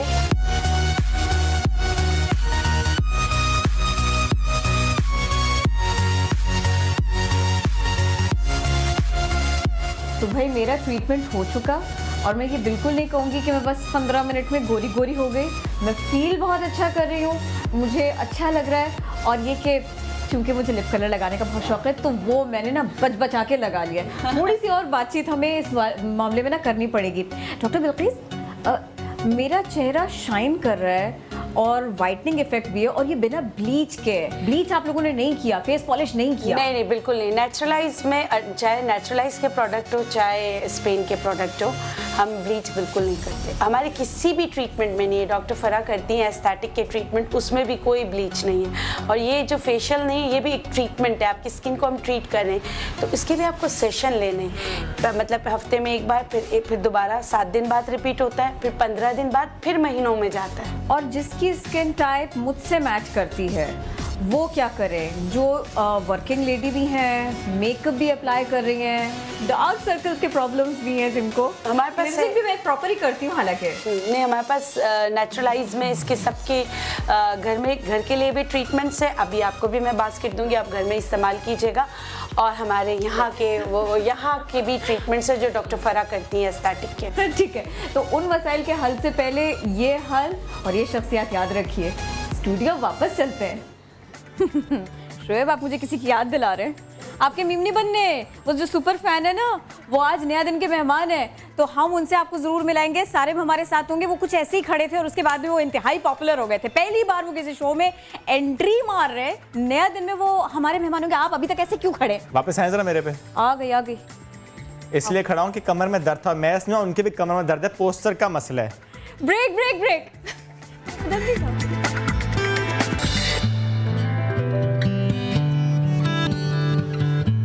रातों रात शोहरत की बुलंदियों पर पहुंच गए। अपनी टीम्स के नंबर 1 सपोर्टर्स समझे जाने वाले फैंस में एक नए फैन का इजाफा हुआ है और इनसे हम आपको मिलवाएंगे, लेकिन पहले आपको ये रिपोर्ट दिखाएंगे।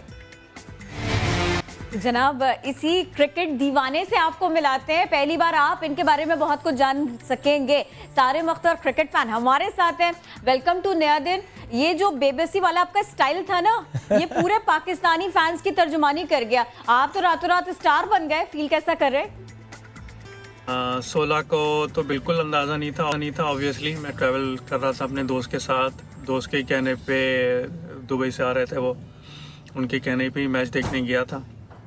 तो बस मॉर्निंग रूटीन था, ड्राइव करके 3.5 घंटे की ऑलमोस्ट ड्राइव थी लंदन से टॉन्टन के लिए। और वहाँ पे हम लोग पहुँचे और मेरे ख्याल में कुछ भी नॉर्मल चल रहा था। बॉल कैच करने की कोशिश कर रहे थे क्योंकि सिक्सेस आ रहे थे। थर्ड मैन की तरफ हम लोग बैठे हुए थे और ये बॉल भी लग रही थी कि शायद वहाँ तक आएगी, लेकिन पहले गिर गई थी।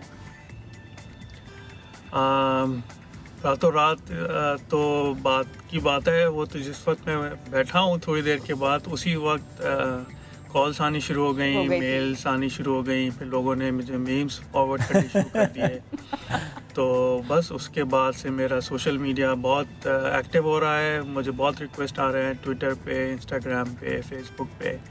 तो बस इसी तरह एंजॉय कर रहे हैं। फैमिली भी एंजॉय कर रही है।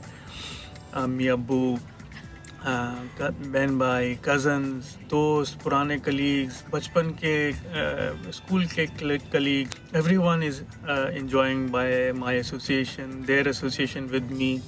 और मुझे मीम्स भेज रहे हैं कि अरे देखो हमारे ग्रुप पे ये चल रहा है। और बस सब लोग एंजॉय कर रहे हैं, बहुत अच्छा लग रहा है। भाई ये तो बड़ा अच्छा हो गया। आप भी खुश, बाकी सारे लोग खुश। वैसे टीम पाकिस्तान ने ऐसी परफॉर्मेंस दी कि लोग खुश हो जाए। साउथ अफ्रीका के खिलाफ कौमी टीम की परफॉर्मेंस, इसको कैसे देखते हैं? और न्यूजीलैंड के खिलाफ मैच, टीम को क्या मशवरा देंगे?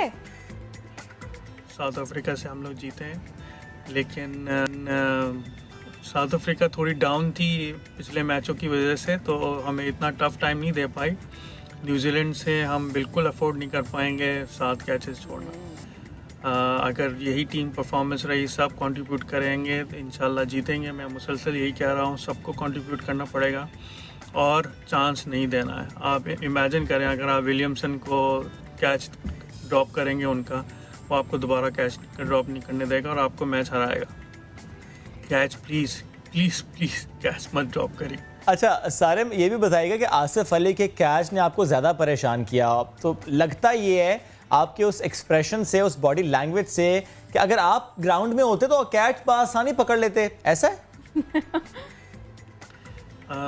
ग्राउंड में डेफिनेटली अगर होता तो वो कैच लग रहा था कि मेरी तरफ आ रहा है, और जैसे हम लोग, बल्कि मैं अपने दोस्तों के साथ जो बैठा हुआ था, तो हम लोग यही कोशिश कर रहे थे कि कोई कैच पकड़ें ताकि टीवी पे आए, मज़ा आएगा, घर वाले देखेंगे तो सबको खुशी होगी।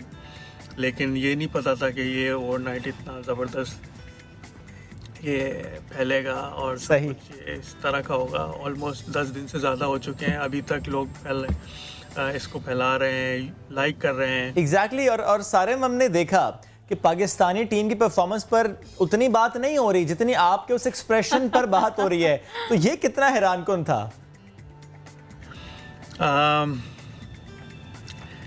पाकिस्तान से ऑब्वियसली जितनी बात टीम की तो बहुत ज़्यादा हो रही है। मेरी थोड़ी बहुत जो शोहरत हुई है उसकी वजह से मुझे वसीम अकरम से मिलने का मौका मिला है और इतनी मेरी लाइकिंग बढ़ गई है, तो बस मज़ा आ रहा है। और सिर्फ पाकिस्तान में नहीं, मुझे इंडियन मैच में बहुत सारे इंडियन फैंस मिले जिन्होंने मेरे साथ सेल्फीज़ ली हैं और उन्होंने बताया कि इंडिया में भी मेरी मेम उनके वर्जन के साथ काफ़ी चल रही है। इवन येस्टरडे मुझे एक मेरे श्रीलंकन कलीग ने एक सेम मेम भेजी, अपने तामिल में लिखी हुई थी, तो आई आस्क्ड हिम जी मुझे लाइन बाय लाइन बताओ कि क्या लिखा हुआ है। So it was a college humour, लेकिन वो वहाँ पे भी पॉपुलर है। So it's probably world over सब लोग एंजॉय कर रहे हैं। प्रॉब्ली फेस एक्सप्रेशन ऐसा है कि वो सबके साथ फिट हो जाता है, हर जो क्या मीम के साथ फिट हो रहा है। ये खासे मीम्स बन रही हैं, बहुत इन्हें बहुत एक दूसरे को लोग भेज रहे हैं, अपलोड कर रहे हैं। मुझे बताएं आपकी फेवरेट मीम कौन सी है? इंटरेस्टिंग मीम जो मुझे आई वुड से पहली 2-3 जो लगी हैं वो बहुत ज़बरदस्त क्रिएटिविटी उनमें नज़र आई है। थोड़ा वो उन्होंने रियल पिक्चर के अलावा उसका कुछ कार्टूनिश टच दिया है उसमें, तो 2 तो बहुत ज़बरदस्त हैं। एक में एक जैसे हमारी अम्मी और बड़ी दादी और दादा कभी बड़े काम से जाने से पहले आपके ऊपर कुछ कुल करके फूकते हैं ताकि किसी भी बद चीज़ से परहेज़ करें, तो उसमें एक दिखाते हैं कि जी बच्चा स्कूल जा रहा है और माँ उस पर कुछ फूक के फेंकती है, तो वो उस पर दिखाते हैं कि जी मुझे दिखाया है कि जैसे मैं शैतान हूँ या कोई ख़राब चीज़ हूँ और मुझे उससे प्रोटेक्शन हो रही है और मुझे उससे गुस्सा आ रहा है कि इसने क्यों फूका। वो बड़ा ज़बरदस्त था। फिर एक मेम था कि जी हम बस इंडिया से जीत जाएं, बाकी हम बाहर में जाए वर्ल्ड कप, और इस तरह का कुछ लिखा हुआ था, आई डोंट रिमेंबर एग्जैक्टली। तो उसमें दिखाया था कि जी वर्ल्ड कप के ऊपर मेरा फेस इम्पोज किया था कि जी मैं गुस्से में वर्ल्ड कप खड़ा हुआ है कि जी व्हाट डू यू मीन, सिर्फ एक ही मैच है वर्ल्ड कप, इतना बड़ा मैच है। फिर जो बेहतरीन मुझे जो लगे वो आजकल हमारे प्राइम मिनिस्टर का एक जुमला बहुत मशहूर हुआ है कि घबराना नहीं है। उसके साथ बहुत सारे वेरिएशंस आए हैं, तो anything to be associated with Imran Khan is obviously a fun loving thing.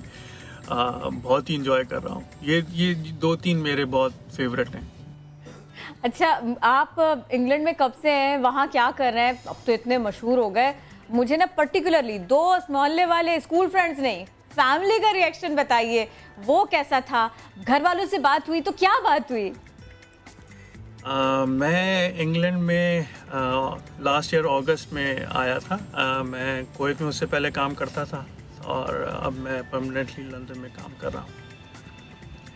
Family बहुत एंजॉय कर रही है, अब्बू, अम्मी, घर वाले, बहन भाई, कज़न्स सब लोग इतना खुश हो रहे हैं और ज़ाहिर है मेरे इंटरव्यूज़ हर जगह चल रहे हैं तो वो और लोग इन्जॉय कर रहे हैं। इस ऑफिस में सब लोगों ने बहुत मुझे फेमस किया कि और एसोसिएशन के साथ है, बहुत खुश हो रहे हैं कि जी वी कैन नॉट बिलीव कि जी इतना सारा इतना ओवरनाइट इतना फेमस होता है, इतना वायरल होता है कोई चीज़। बिकॉज एवरीवन हैड हर्ड कि जी वायरल होती है कोई चीज़ but they never experienced it और सेम हैपेंड टू मी। तो बड़ा ज़बरदस्त मज़ा आ रहा है।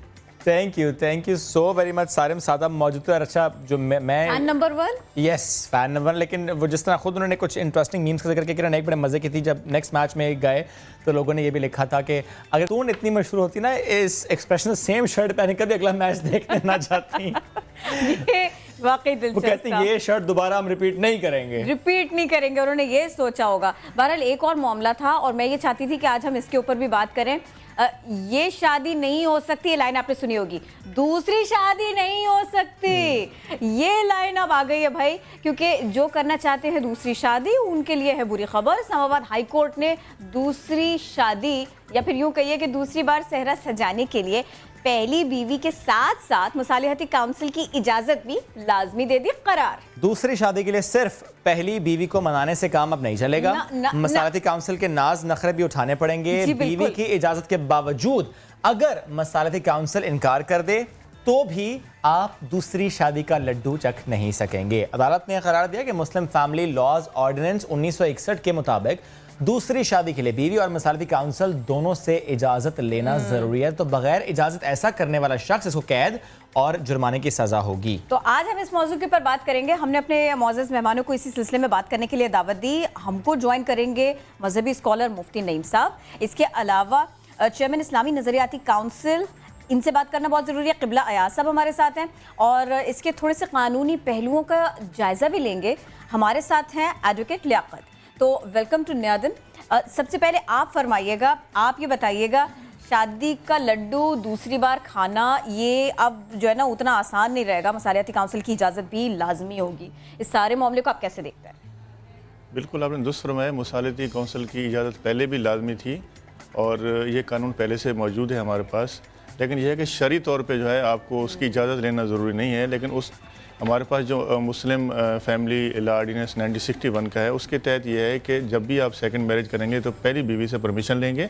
अगर वो आपको परमिशन नहीं देती तो आप जो है उस दूसरी शादी नहीं कर सकते। लियाकत साहब अगर लॉ पहले से है तो अब जिक्र क्यों, अब डिफरेंस क्या है? फिर देखें अब क्योंकि मीडिया के ज़रिए अवेयरनेस आ रही है, इसके ऊपर जो है ना बहुत सारी चीज़ें डिस्कस हो रही हैं और आपने देखा कि फैमिली कोर्ट्स भी हमारे पास बनी हुई है और फैमिली कोर्ट्स के अंदर मुकदमात की भी भरमार है। अगर ऑलरेडी ये केस ये कानून था तो क्या पहले कोई केसेस आपने देखे जब केस आया हो कि बीवी से इजाज़त तो ली थी बट मुसालिहती काउंसिल से इजाज़त नहीं ली इसलिए आप कैद और जुर्माने की सज़ा अदालत ने दी हो? और इसका इम्पैक्ट आप क्या देख रहे हैं इस सब का? देखिए इस तरह की पहले भी जो है ना जो चेयरमैन आर्बिट्रेशन है यूनियन काउंसिल के अंदर जो होता है वहाँ पे उसको मुख्तलिफ शिकायत जाती भी रही हैं, लेकिन बाद में जो है ना फ्रीकैन के दरमियान सुलह हो जाती है। तो वो तो फिर अब भी हो जाएगी? नहीं बिल्कुल डेफिनेटली जो है, लेकिन ये है कि बाज़ वक़्त ऐसा भी होता है कि या तो शोहर जो है फिर अपनी बीवी को डिवोर्स दे देता है या फिर जो है वो बीवी अगर उसके खिलाफ वहाँ केस करती है तो या फिर पेचअप हो जाता है। लेकिन उसके लिए है कि परमिशन बहुत ज़रूरी है या फिर जो है ना जो मर्द हजरात हैं बहुत होशियार होते हैं, जिस वक्त इनको दूसरी शादी करनी होती है तो बीवी से या तो जो है ना ये अंगूठा चोरी छुपे लगवा लेते हैं या उसके जेली दस्तखत जो है ना मार लेते हैं, एक ये पर्चा बना लेते हैं अपनी उसमें जो है ना परमिशन टू सेकंड मैरिज जो ना वो काजी को दिखा के शादी कर लेते हैं। उसके बाद जो है ये मामला खटाई में पड़ जाता है। जब शादी हो जाती है तो दोनों फ्रीकैन जो है उनकी जो फैमिलीज होती हैं फिर वो उसमें पेचअप करवा देते हैं। लेकिन मुसालिहती काउंसिल का किरदार पहले क्या है? देखिए मुसालिहती काउंसिल की यह है कि अगर आपको दूसरी शादी करनी है तो सबसे पहले जो है आप अपनी बीवी से परमिशन लेंगे। अगर वो आपको नहीं देती देखें उसके बाद फिर जाके जो ना आप यूनियन काउंसिल के अंदर एप्लीकेशन देंगे। वो नहीं, मैं बाय बुक बात नहीं कर रहा। क्या ऐसा हो रहा है?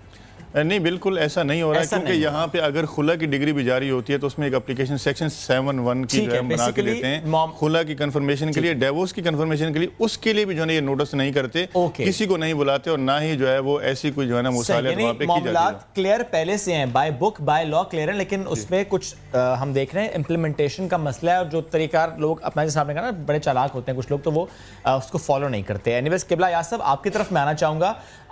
ये जो अब दोबारा से इंटरप्रिटेशन की गई है जिस तरह लियाकत साहब भी कह रहे हैं कि अब अवेयरनेस क्रिएट की जा रही है क्योंकि पहले से कानून में ये चीजें हैं, लेकिन अब अवेयरनेस, क्या समझते हैं क्या इम्प्लीकेशंस होंगी इसकी? How do you see that?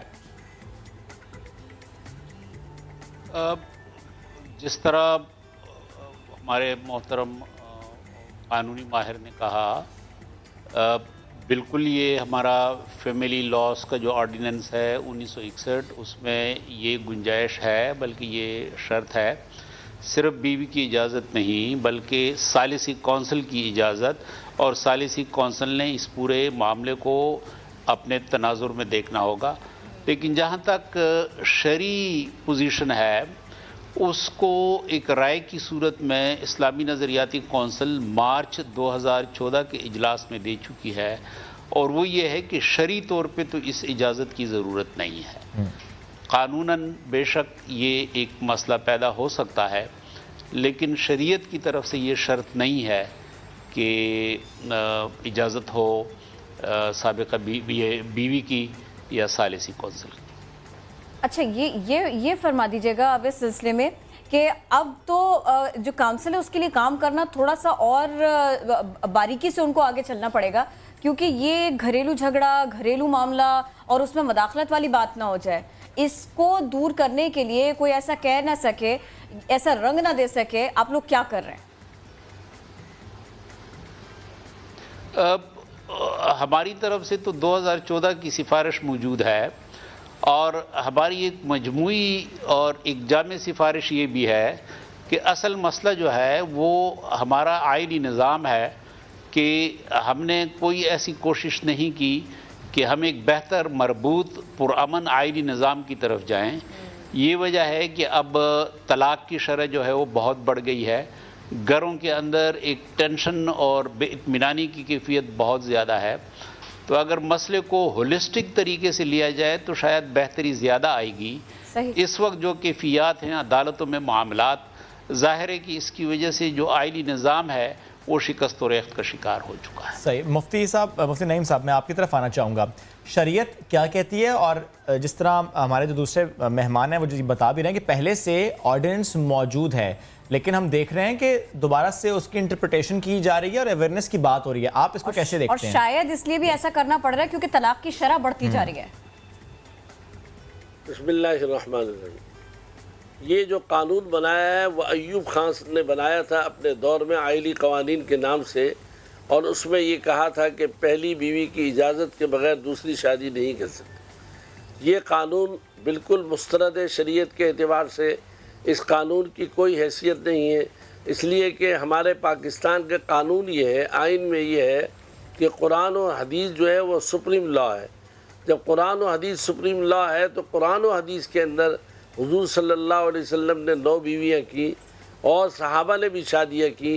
पहली बीवी की इजाज़त ज़रूरी नहीं है, सिर्फ इतना है कि जो आदमी दूसरी शादी कर रहा है वो दूसरी बीवी के नान नफ़क़े पर कुदरत रखता हो, उसके ख़र्च को पूरा कर सकता हो, तो उस सूरत में उसको पहली बीवी की इजाज़त ज़रूरी नहीं। फिर ये मसला आएगा कि जो हमारे वज़रा जो है इन्होंने 2-2, 3-3 शादियाँ की हैं, ये बेचारे क्या करेंगे? छोड़ देंगे या मुसालती कमेटी के सामने पेश होंगे? मगरिब का कानून ये है कि एक शादी की इजाज़त है, दूसरी की नहीं, और गर्लफ्रेंड जो है वो 10 भी रखे तो कोई हर्ज नहीं है।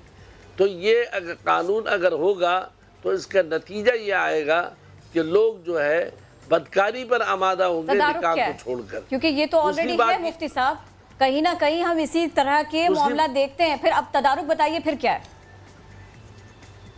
दूसरी बात ये है कि अगर कोई औरत जो है अपने खाविंद की शिकायत करके उसको जेल में बंद कराएगी और सज़ा दिलवाएगी, तो क्या समझते हैं कि उसके बच्चे और उसकी बीवी को वो दोबारा रखेगा अपने पास?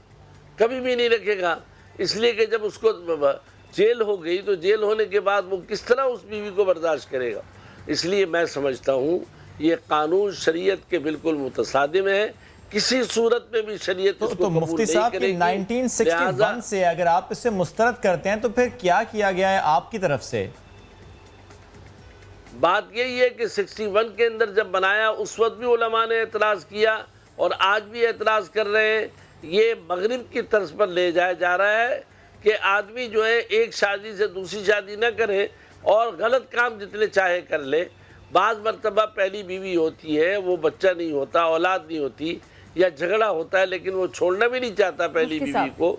तो इस सूरत के अंदर अगर ये कानून बना दिया जाए तो इससे नुकसानात ज़्यादा होंगे और तलाकों के रेशो बढ़ जाएंगे बजाय इसके कम होने के।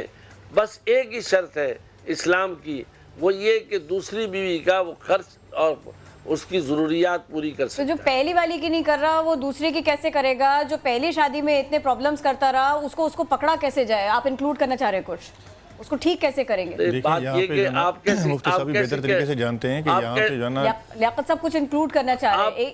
आप ये बताएंगे एक जुमला इनका। एक मिनट, आप ये कैसे कह रही है कि पहली बीवी के खर्च पूरे नहीं कर रहा? मैं नहीं कह रही, बहुत सारी जी मुफ्ती साहब मैं नहीं कह रही, ये एक आम तासुर है मुफ्ती साहब, ये एक आम तासुर है कि अगर तो दूसरी शादी वो कर रहे हैं जाके और वो किसी प्रॉब्लम्स को छोड़ के कर रहे हैं। आपने खुद बहुत सारे एग्जांपल्स दे दिए, तो मैं तो उनकी बात कर रही थी। लियाकत साहब आप इंक्लूड कीजिए ताकि मैं मुफ्ती साहब के पास दोबारा जाऊं। देखिए, मैं इसमें ये इंक्लूड करना चाह रहा था, देखें दूसरी शादी आप उस सूरत में कर सकते हैं जब आपकी औलाद नहीं हो रही हो, या आपकी जो है ना वो बीवी आपको छोड़ के चली जाए, या और कुछ प्रॉब्लम्स हो, परमिशन लें, उसके लिए आपको रीज़न देने पड़ते हैं। मुसालती कमीशन में कमेटी के अंदर रीज़न देंगे और दोनों को कॉल करके उससे फैसला करेंगे। लेकिन यहाँ तो केस में ऐसा होता है कि हर केस में जो है ना ऐसा नहीं होता। लेकिन यहाँ पे जो है ना बहुत सारी खवातीन ऐसी होती हैं जिनको बच्चों को खर्चा नहीं मिलता है, उनको अखराजात नहीं मिलते हैं, फैमिली कोर्ट्स के अंदर जो है ना वो धक्के खा रही होती हैं शोहर की तरफ से, जो है जाके फ़ौरन दूसरी तीसरी और जाके चौथी शादियाँ कर लेते हैं, और बच्चे जो है ना उनके जो है ना बच्चे पैदा करते हैं, उसके बाद उन बच्चों को छोड़ देते हैं और वो बच्चे जो है ना धक्के खा रहे होते हैं। तो मेरे हिसाब से जो है ना जैसे अल्लामा साहब कह रहे हैं कि हम इसको मुसरत करते हैं, लेकिन ठीक है शरई तौर पर इसकी इजाज़त लेना ज़रूरी नहीं है, लेकिन आप हालात वाक़यात को भी देखें, जो है ना आप मुल्क की कवानीन को भी देखें, आपने मुल्क की कवानीन को फॉलो करके उसको चलना है। जो ना एक शख्स जो है एक बीवी नहीं पाल सकता, उसने जाके 4 शादियां कर ली तो वो 4 को कैसे खिलाएगा? उसके बच्चे कहाँ जाएंगे? ऐड करना चाह रहे हैं कुछ? जी मुल्क के कानून जो है वो कुरान और शरीयत के मुताबिक होने चाहिए, मुतसादिम नहीं होने चाहिए। लेकिन मुफ्ती साहब जब कानून बनता है तो मुशावरत तो की जाती है, उलमा साहब से, मुफ्ती साहब से मुशावरत तो की जाती है। नहीं, कोई मुशावरत नहीं की। उलमा ने उस जमाने में भी मुस्तरद किया और आज भी मुस्तरद करते हैं कि ऐसे कवानीन न बनाए जाएं जिससे कि मियाँ बीवी के दरमियान मजीद झगड़े हो। जो औरत अपने खामिद को जेल में बंद कराएगी, क्या वो खामिद उसको फिर रखेगा या उन बच्चों को रखेगा? और मसाइल जो पैदा होंगे, ये हमारे बुज़ुर्ग जितने हैं इन्होंने सब 2-2, 3-3 की हुई है। बिल्कुल, ये पॉइंट आपने पहले भी रेज किया मुफ्ती साहब। बेसिकली द पॉइंट इज मुशावरत होनी चाहिए कानून बनने पे भी, और उसके बाद भी अगर किसी को रिजर्वेशन है तो इस पर बैठकर बात होनी चाहिए। Thank you so very much, आप सब हमारे साथ मौजूद थे। तो बात होनी, जी बात करने से पहले ही इन्होंने कानून बना दिया। इनको चाहिए था कि उलमा के पास रखते इस बात को। और मुफ्ती साहब फिर वो जो दूसरी या तीसरी बीवी है उसके हुकूक भी तो क्वेश्चन हो गए। उसके लिए अपने राइट्स तक पहुंचना, उसके लिए अपनी पहचान पाना, मकाम पाना, ये भी तो इसके ऊपर भी तो सवालिया निशान लग गया। ये भी तो मसला है। देखिए, बात ये कि इस्लाम ने सहाबा ने किए हैं और उसके बाद शादियाँ होती रही, दोनों बीवियों के बराबर हुकूक अदा करते रहे। हम तो पहली शर्त ये रख रहे हैं कि हुकूक जो है दोनों बीवियों के बराबर अदा किए जाएं। ठीक है, तो इसलिए जब वो शर्त पूरी होगी तो इंशाअल्लाह वल अज़ीज़ जो है दूसरी तीसरी चौथी तक इस्लाम ने इजाज़त दी है। अब एक औरत है 4000 गज के मकान में अकेली रह रही है, अब अगर उसके साथ कोई गरीब औरत शादी कर लेता है उसका भी खर्चा पूरा होता है। हमारे माशरे के अंदर औरतों की पैदावार वैसे ही ज्यादा है। ये सारे रीजंस भी आपके पास है। मुफ्ती साहब बहुत शुक्रिया, आप हमारे साथ थे। क़िबला अयाज साहब हमारे साथ थे इस्लामी नजरियाती काउंसिल से, बेहद शुक्रिया आपका। एडवोकेट साहब आप हमारे साथ थे, सिलसिले में बता रहे थे, हमसे बात कर रहे थे बेहद आप तीनों साहिबान का। क्विकली बढ़ते आगे, खबर आ रही है इस्लामाबाद से, जहां एहतसाब अदालत ने इश्तिहारात का गैर कानूनी ठेका देने के रेफरेंस में यूसुफ रजा गिलानी पर फर्द जुर्म आयद करने का फैसला कर लिया। अहम खबर आपको दे रहे हैं, डिटेल्स लेंगे। सुहेल रशीद हमें ज्वाइन कर चुके हैं। सुहेल, आगाह कीजिएगा। जी, यूसुफ रजा गिलानी के खिलाफ नयाब ने एक रेफरेंस दायर कर रखा है एहतसाब अदालत में, जिस पर उन पर जो इल्जाम है इश्तिहारात का गैर कानूनी ठेका देकर कौमी खजाने को नुकसान पहुंचाने का इल्जाम था। इसमें बड़ी पेशरफ्त ये सामने आई है कि एहतसाब अदालत ने उन पर फर्द जुर्म के लिए तारीख मुकर्रर कर दी है। 2 जुलाई को ज़ाती हैसियत में तलब कर दिया गया है यूसुफ रजा गिलानी समेत तमाम 7 मुल्ज़मान को कि वो 2 जुलाई को हाजिरी यकीनी बनाए एहतसाब अदालत में, जहाँ पर उन पर फर्द जुर्म आयद की जाएगी। जो रेफरेंस दायर शुक्रिया सुहेल, आप हमें अपडेट कर रहे थे। कुछ खाने पीने की बात हो जाए करते और हैं मीठे की बात करें और जबरदस्त मीठा, यानी खूबसूरत मीठा। जबरदस्त और खूबसूरत मीठा कैसे कि वो मीठा कम और 8 पीस ज्यादा लगे, ऐसा मीठा। दुनिया भर में केक्स अपने जायके की वजह से तो मशहूर हैं, लेकिन कराची यहाँ पर जबरदस्त काम ये है कि केक खूबसूरत भी है, यानी उसकी सजावट, उसकी जो वजह है वो है पेंट आर्ट। इमेजिन केक पर पेंट हो रहा है। तो आज हम आपको मिलवाएंगे ऐसी ही जबरदस्त आर्टिस्ट से जो अपने पेंट आर्ट के जरिए मजेदार केक्स को खुश शक्ल बनाती है, नहीं वो मेकअप करती है केक का। तो महविश अजीज हमें ज्वाइन कर चुके हैं। कैसी महविश आप? ये हम दिखा रहे हैं कुछ केक्स भी बहुत, वो लग रहा है कि बहुत मजे के होंगे, वो देखने में इतने मजे के लग रहे हैं। Thank you, thank you. ये बड़ा डिफरेंट आइडिया है। पेंट होता है पोर्ट्रेट के जैसे, कैनवस आपका केक है। हाँ, बेसिकली ऐसा ही कुछ है। लेकिन ये हैंड पेंटेड केक्स हैं, एंड बिकॉज मैं आर्ट मेजर रही हूँ कॉलेज में एंड स्कूल में भी, तो पेंटिंग का बहुत शौक था।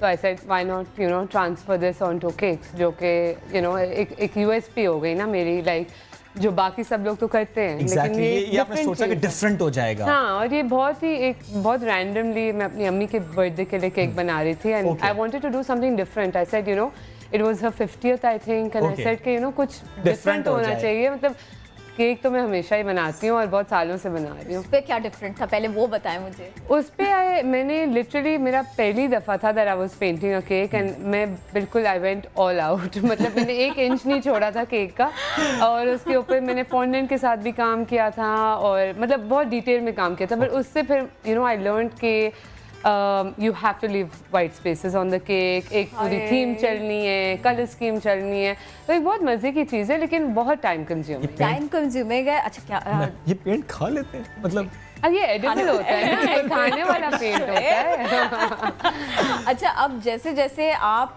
ये काम करती जा रही हैं, वैसे वैसे आप भी सीखती जा रही हैं और अब आप बच्चों को भी सिखा रही हैं? जी नहीं, मैं टीच तो काफ़ी टाइम से करी थी, लेकिन मैंने 1 साल का ऑलमोस्ट ब्रेक ले लिया क्योंकि काम बहुत बिजी हो गया था, क्योंकि मेरी अपनी बेकरी है, तो मैं उसमें बहुत बिजी हो गई थी, एंड समर आ रहा था, एंड आई वांटेड कि बच्चे कुछ सीखें, बिकॉज आजकल के बच्चे सिर्फ घर बैठ के आईपैड्स के साथ मेरे अपना पोस्चर भी खराब कर रहे हैं, उनकी आईसाइट भी मुतासर हो रही है, और वो फोकस भी कर नहीं पा रहे हैं पॉजिटिविटी की तरफ। मुझे ये बताएं, ये जो केक पे आप पेंट का इस्तेमाल करते हैं, एक तो स्पेसिफिकली कोई कलर्स होते हैं जो इनका आप यूज़ करें, दूसरा ये वही कलर्स हैं वो बच्चे खाते हैं पर ज़बान से रंग उतरता नहीं है?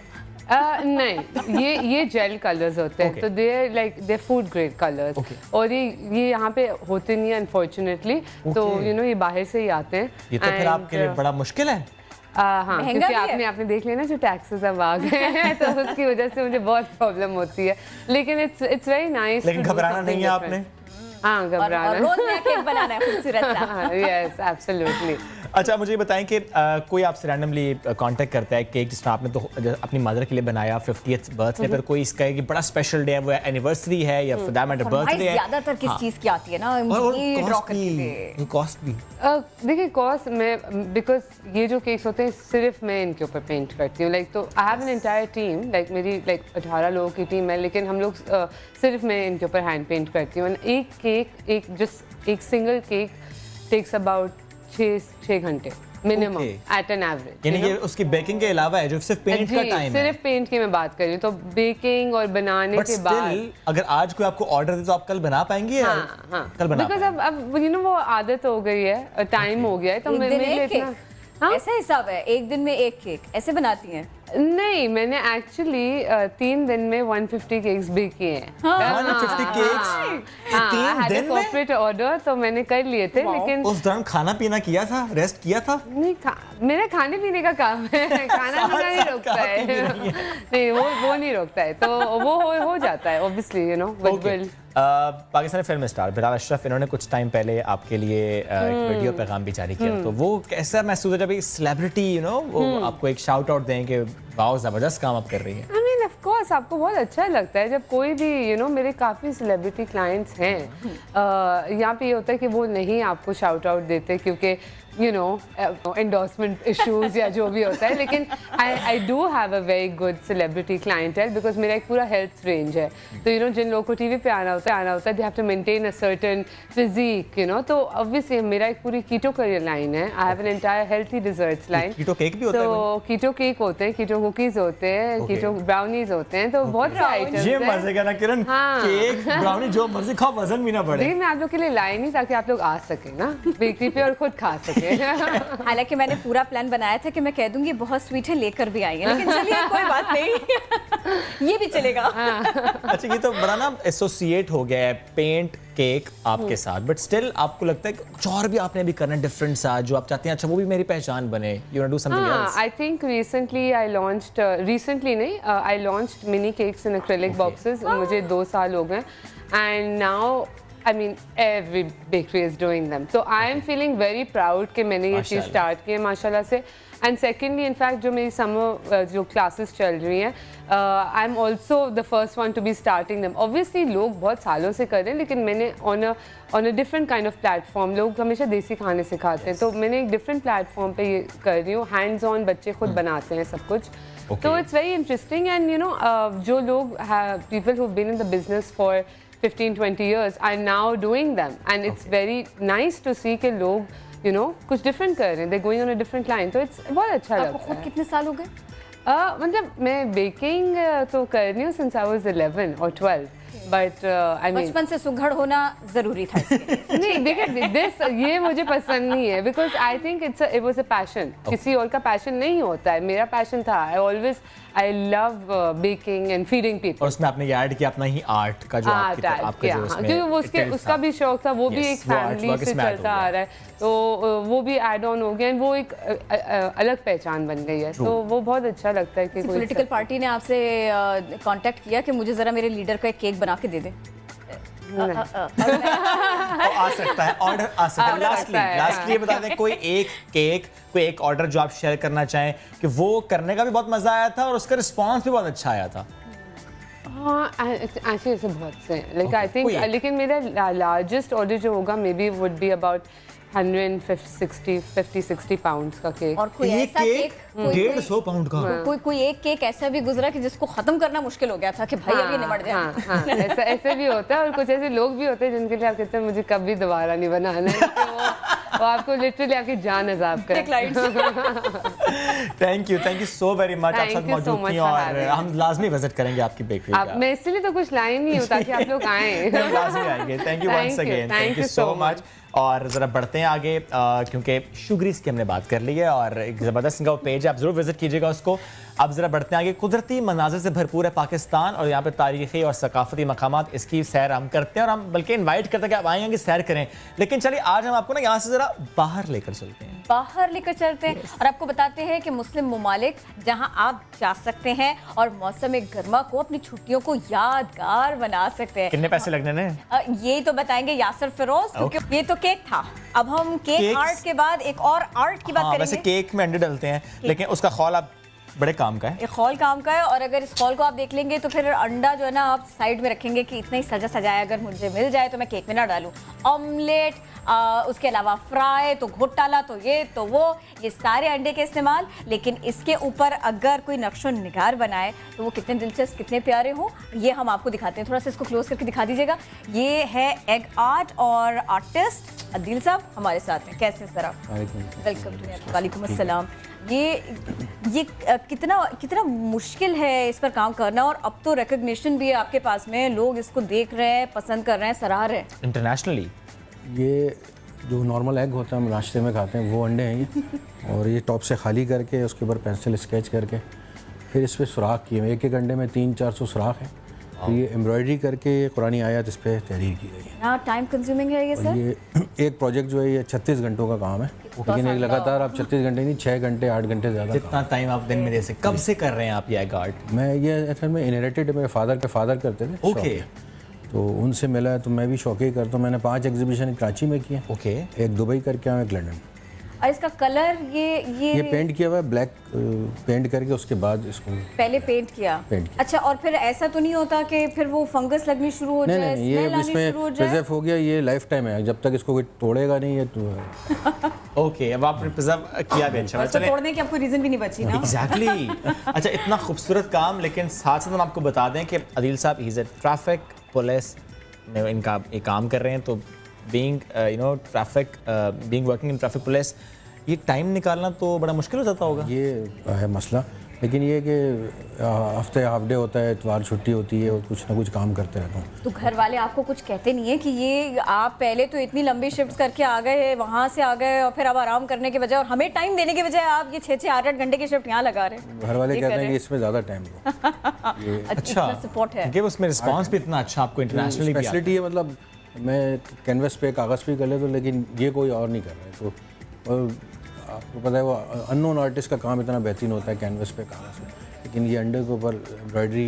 ये आपको नहीं मिलेगी। तो ये सिर्फ यही वाली एम्ब्रॉयडरी, कोई दूसरा भी कुछ है, या आप दबका ही इसी के साथ में कंफर्टेबल है? तो यही होता है, इसी का रिस्पांस अच्छा आता है। ये आर्टिफिशियल गोल्ड प्लेटेड है, ये लाइफ टाइम काला भी नहीं पड़ेगा, प्लेटेड लोकल नहीं है।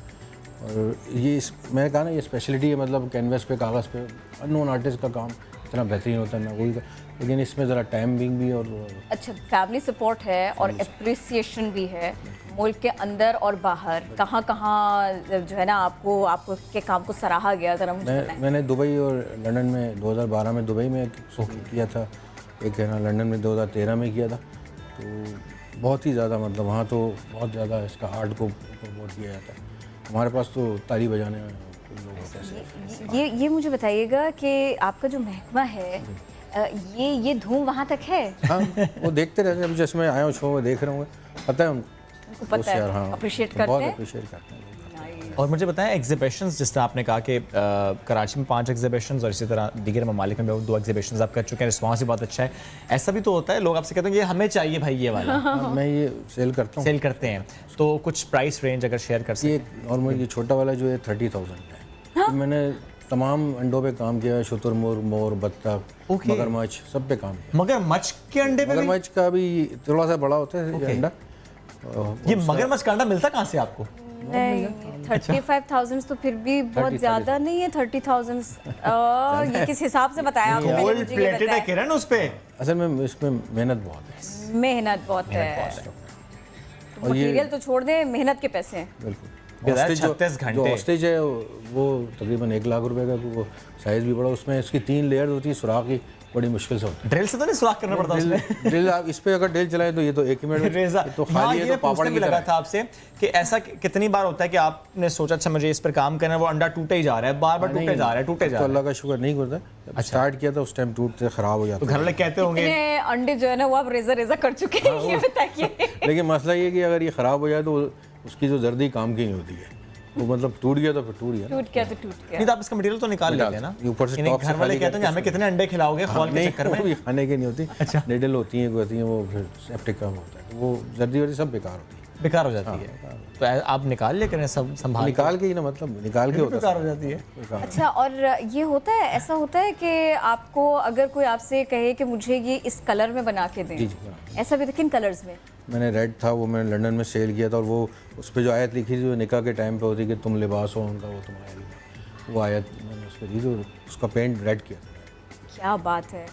और ये गोल्डन में ही होता है इसके ऊपर जो एम्ब्रॉयडरी? गोल्डन असल में सारे कलर में उड़ जाते हैं, इस वजह से।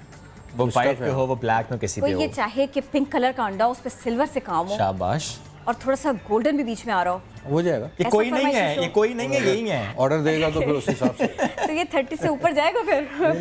पिंक कलर ऐड करेंगे तो किरण कॉस्ट तो बढ़ेगी। Thank you sir, thank you so very much. आपसे मौजूद सर, बहुत ही जबरदस्त ये काम है। ये बता देंगे क्या है खूबसूरत सा बॉक्स कि पहले आपने सुराख किए, इस पे सुराख हुए हैं 300। ये देखिए जी, पहले सुराख हुए हैं 300 सुराख, इससे ज़्यादा। फिर आपने पेंसिल स्केच किया है, इसके बाद अब दबका इस पे। अब ये वॉश होगा, उसके बाद फिर काम होगा। ये इबारत मिट जाएगी, उसके बाद क्या लिखा ये वंडरफुल वंडरफुल जी।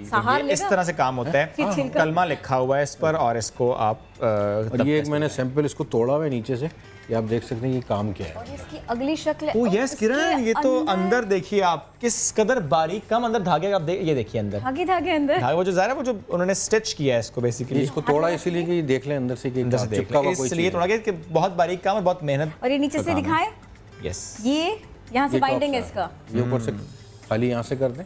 तो ये तोड़ा मैंने दिखाने के लिए। ओके, जबरदस्त जी, thank you so very much. आप साथ मौजूद थे और एहतियात से। बड़ा मुनफरिद 35,000 पर बहुत ही पहुंचने से पहले कि यूनिक टूटना आर्ट चाहिए ये आज ना। हमने देखा है जी। Thank you. एनीवेज बढ़ते हैं आगे। नया दिन में एक और मौजू पर जाने से पहले हमने जिक्र करना है माइकल जैक्सन का। पॉप मौसीकी की दुनिया के बेताज बादशाह माइकल जैक्सन दुनिया से गुजरे 10 बरस बीत गए। अमेरिकी रियासत इंडियाना में पैदा होने वाले माइकल जैक्सन के गाने, उनका अंदाज आज भी लोगों में पसंद किया जाता है, और उनका आज स्टाइल भी। खास तौर पर उनको याद किया जा रहा है। इस गाने का इंतखाब बहुत अच्छा था। मेरी पसंद के सारे गाने आप लोगों ने नहीं लगाए, कोई बात नहीं, मैं अगले इवेंट का इंतजार करूंगी। मैं माइकल जैक्सन को फिर याद कर लूंगी। ओके ठीक है, रिलैक्स करें। अभी एक बड़ा दिल का दर्द हुआ है मुझे। दिल का दर्द है ना, मैं कमर दर्द की या बॉडी ठीक है। होने वाले किसी भी दर्द की बात अब करने वाला मैं ये बर्दाश्त कर लूंगी, लेकिन मैं वाकई कमर का दर्द कोई भी बर्दाश्त नहीं कर सकता। इवन सर्वाइकल पेन कोई बर्दाश्त नहीं कर सकता। ये होती क्यों है? Just because of the bad posture. वो चाहे उठने बैठने का हो, सोने का हो, खाना खाते हुए हो, मोबाइल यूज करते हुए हो। तो कैसा सही तरीका है जिसमें आपको उठना बैठना, खाना पीना, चलना भागना दौड़ना चाहिए? लेटना भी। एग्जैक्टली। तो इस पर आज हम बात करेंगे। Pain consultant and bones specialist Tabrez हमें ज्वाइन कर चुके हैं। Tabrez, thank you so very much, आपने हमें ज्वाइन किया। मैं चाहता हूँ हम ना 1 बाय 1 आते हैं। पहले हम सिर्फ और सिर्फ बैठने की बात करते हैं। जिस तरह आप बैठे हुए हैं, मैं यहाँ बैठा हूँ, ऑफिस में कोई भी शख्स बैठा हुआ है, सही बैठने का तरीका क्या है? क्योंकि ज्यादातर लोग झुक जाते हैं और वो कई घंटों झुके रहते हैं। जी बिल्कुल, आपकी बात बिल्कुल सही है। जब हम ऑफिस में जाते हैं और अपना वर्कआउट स्टार्ट करते हैं, ये आप लोगों के लिए भी है, ठीक है, क्योंकि you have very hectic job. और इसमें होता ये कि जब हम लोग एक सीट पर बैठ जाते हैं तो अक्सर सबसे पहले जो मेन चीज़ स्टार्ट होती है, अक्सर ऑफिस की सीट कंफर्टेबल नहीं होती, चेयर्स पुरानी होती है, सबसे पहले उसको चेंज करवाएं। उसके बाद आपको बैठना कितनी देर है, क्योंकि आजकल कमर दर्द इतना आम हो गया है कि आपको ये नहीं पता होगा कि आपके जो साथी है, दोस्त है, कज़न है, उनकी भी कमर में दर्द है बहुत अरसे से। लोग शर्म के मारे बताते नहीं हैं कि यार ये जवान है, इसकी अभी से कमर में दर्द हो रहा है। लेकिन आजकल 90% सबको है।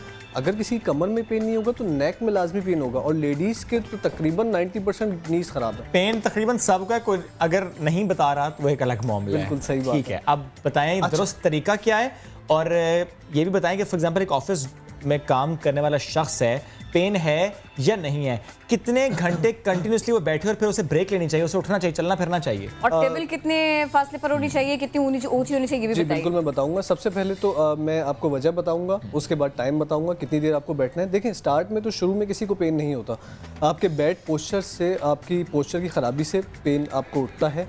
उसमें 3 किस्म के पेशेंट्स हमारे पास ज़्यादा आते हैं। एक जो वो लोग जो ऑफिस में जॉब करते हैं, 8 आवर्स 10 आवर्स काम करते हैं। आजकल तो लोग 12 आवर्स और 13 आवर्स तक भी चले जाते हैं ओवर टाइम के चक्कर में। और सेकंड वो लोग होते हैं जो झुक के वज़न उठाते हैं। मैं आपको पोस्चर ही बताऊंगा। सबसे पहले मैं आपको टाइम बताता हूँ। अब आपको, जब आप एक सीट पे बैठ गए, सबसे पहले चेयर कंफर्टेबल होना चाहिए, सोफ़ा बिल्कुल ठीक होना चाहिए।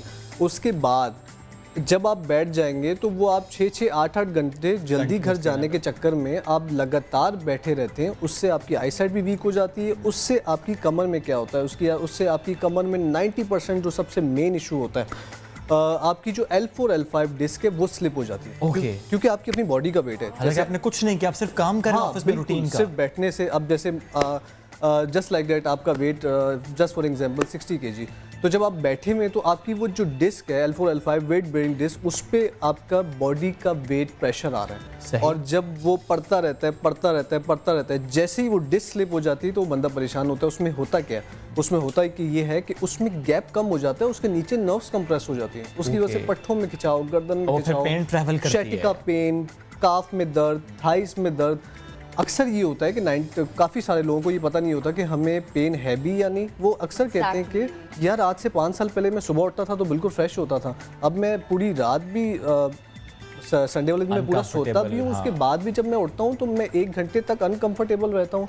मैं यार पहले सुबह से रात तक काम करता था, अब मैं थोड़ा सा काम करता हूँ, दर्द के यूज्ड टू हो जाते हैं। जब तक वो शिद्दत पर नहीं जाता तब तक उस पर ध्यान नहीं देते। ये क्या है, क्या मसला? हम लोग सिर्फ ये कहते हैं कि हमारी कमर में दर्द है, हमें ये नहीं पता होता कि उसके साथ और सिम्टम्स क्या है। उसके साथ टांगों का भारीपन, टांगों की वीकनेस, टांगों का सुनपन, चिड़चिड़ापन, बॉडी का भारीपन, रात की स्टिफनेस, बहुत सारी चीज़ें, एंजाइटी, डिप्रेशन, बहुत सारी चीज़ें हो जाती है जो कमर से स्टार्ट होती है, आपको सर्वाइकल तक पहुँच जाती है। अब हम आएंगे उसके ऊपर कि आपको बैठना कितनी देर है। जो मेरा एक्सपीरियंस है, जो मैं समझता हूँ, जो मैंने चेक किया है, आपको मैक्सिमम 30 मिनट्स मिनिमम 20 मिनट्स के बाद उठना है। ओके, यानी आप 30 या 20 मिनट 20 से 30 मिनट बाद आप लाजमी उठें, 1-2 मिनट के लिए चलें, हाँ बिल्कुल, पानी शानी पिएं और फिर आके दोबारा बैठ जस्ट आप 10 सेकंड्स के लिए भी खड़े हो जाएं। अगर आपको खड़े होने का टाइम नहीं भी मिल रहा तो आप जस्ट बहाने से पानी पीने चले जाएं, वॉशरूम चले जाएं, थोड़ी सी आपको वॉक करनी है। अब उसके बाद होता क्या है कि हम ऑफिस में हम लिखते हैं, अब जैसे आप लैपटॉप पे आप लोग बैठे हुए ना, तो हम लिखते हैं तो ये हम बैठते हैं, और जब आप कंटिन्यूसली झुकते हो तो वो 5 मिनट में आपकी L4 L5 डिस्क पे इतना प्रेशर बिल्ट होता है जितना आपका 1 घंटा बैठने के बाद होता है 5 मिनट झुकने के बाद। ओके। और अगर आप खड़े होकर झुकते हैं, अब मैं खड़े होकर पोस्चर बताऊं? जी जी प्लीज। देखें, अब अक्सर जैसे हमारे पेशेंट्स क्लिनिक पे होते हैं और लगता है कि वो केयर नहीं कर रहे, तो मैं अपना पेन गिरा देता हूँ, कोई चीज़ गिराता हूँ, मैं देखता हूँ कि वो कैसे उठते हैं। अच्छा, अब अगर आपके नीज बिल्कुल ठीक है, नीज बिल्कुल ठीक है, तो सबसे बेस्ट तरीका ये कि आप यूं बैठें और फिर उठाएं, बैठें और यूं उठ के चीज़ लिफ्ट कर लें, सिंपल। और अगर आपके नीज में प्रॉब्लम है तो आप कमर को पीछे से, आपकी स्पाइन स्ट्रेट होनी चाहिए, लाइक दिस। ओके, बिल्कुल स्पाइन ना स्ट्रेट होनी चाहिए। नीज बेंड होंगे इसमें? अगर आपके नीज खराब है तो बेंड नहीं होंगे, बेंड नहीं तो होंगे। उसमें ये होगा कि आपको अपनी स्पाइन को सीधा रखना है और जस्ट लाइक दिस। ओके, ठीक है। अच्छा, नमाज अल्लाह ताला ने हमें इस काबिल है, बख्शा है हमें नमाज और सब कुछ। नमाज वेरी गुड एक्सरसाइज। उसमें आपके जो 5 वक्त की नमाज़ पढ़ते हैं उनको नीज प्रॉब्लम नहीं होते, उनको बैक प्रॉब्लम नहीं होते, क्योंकि वहीं से हमने पोस्चर्स उठाए, वहीं से फिजियोथेरेपी में इस पर बात की कि किस सिचुएशन में कितना फ़ायदा आपकी बॉडी मसल्स को, बोन्स को होता है। जी बिल्कुल, नमाज से फिजियोथेरेपी ईजाद हुई है, नमाज से ऑक्यूपेंचर ईजाद हुआ है, नमाज से ऑक्यूप्रेशर ईजाद हुआ है, बहुत सारे जितने इलाज हैं, चाइनीज़ इलाज हैं, सब नमाज से ईजाद हुए। अब मुझे आ जाएं जो लेटने का एक दुरुस्त तरीका है, उस पर क्या गलतियाँ हम कर रहे हैं अमूमी तौर पर? देखें, अगर हम अक्सर लोग उल्टा होकर लेटते हैं, उनको आदत होती है, उल्टा होकर लेटने से बहुत सारी बीमारियाँ आपको लग सकती हैं। तो कोशिश करें कि मैंने सुना है, मैंने पढ़ा है कि 70 किस्म की बीमारियाँ उल्टा होकर लेटने से लगती हैं, तो आप कोशिश करें उल्टा होकर ना लेटें। और उसके बाद आप जो लेटने की जगह है वो कैसी होनी चाहिए। हम लोग क्या करते हैं कि अक्सर लोग चारपाई पे सोते हैं, चारपाई पे सोना सख्ती से मना है। चारपाई पे सारी बॉडी डिसबैलेंस हो जाती है। सबसे बेहतरीन तरीका है, अगर आपकी कमर में हल्का फुल्का दर्द है तो इधर उधर मत जाइए, पेन किलर्स अवॉइड करिए, सख्त जगह पे लेटिए, सख्त जगह पे। ज़मीन इज़ द बेस्ट, ज़मीन बहुत अच्छी एक दरी बिछा लें, बेशक उस पे ज़मीन पे लेट दरी जाएं। बिछा सकते हैं। ऑर्थो बेड्स आजकल आए हुए हैं, वो बहुत बेहतर हैं, और मैं खुद यूज़ करता हूँ ऑर्थो पिलो, वो बहुत बेहतर है क्योंकि आजकल सर्वाइकल का इशू बहुत ज़्यादा है। तो वो पिलो और स्ट्रेट जगह पे सोने से वो दर्द खत्म हो जाएगा, अगर वैसे सोएंगे दर्द होगी भी नहीं। जी बिल्कुल, क्योंकि वो पूरी रात आपकी नेक की अलाइनमेंट होती है, पूरी रात आपकी बॉडी की अलाइनमेंट होती है, तो उससे ये होता है, ये ज़रूरी है, छोटे मोटे दर्द खत्म हो जाते हैं। छोटे मोटे दर्द। अच्छा, अब मुझे ज़रा ना क्विकली बताइएगा, ये ड्राइव करना और ट्रैफिक जैम में फंस जाना, कहाँ कहाँ दबाव पड़ता है, कहाँ पर हमको ज़रूरत है कि हम थोड़ा बेहतर अंदाज में बैठें, और वो बेहतर अंदाज क्या है? बिल्कुल आपको बताऊंगा। देखें, जब ड्राइव करते हुए अगर आप ट्रैफिक जैम में फंस गए तो फिर तो मजबूरी है, फिर कुछ भी नहीं हो सकता।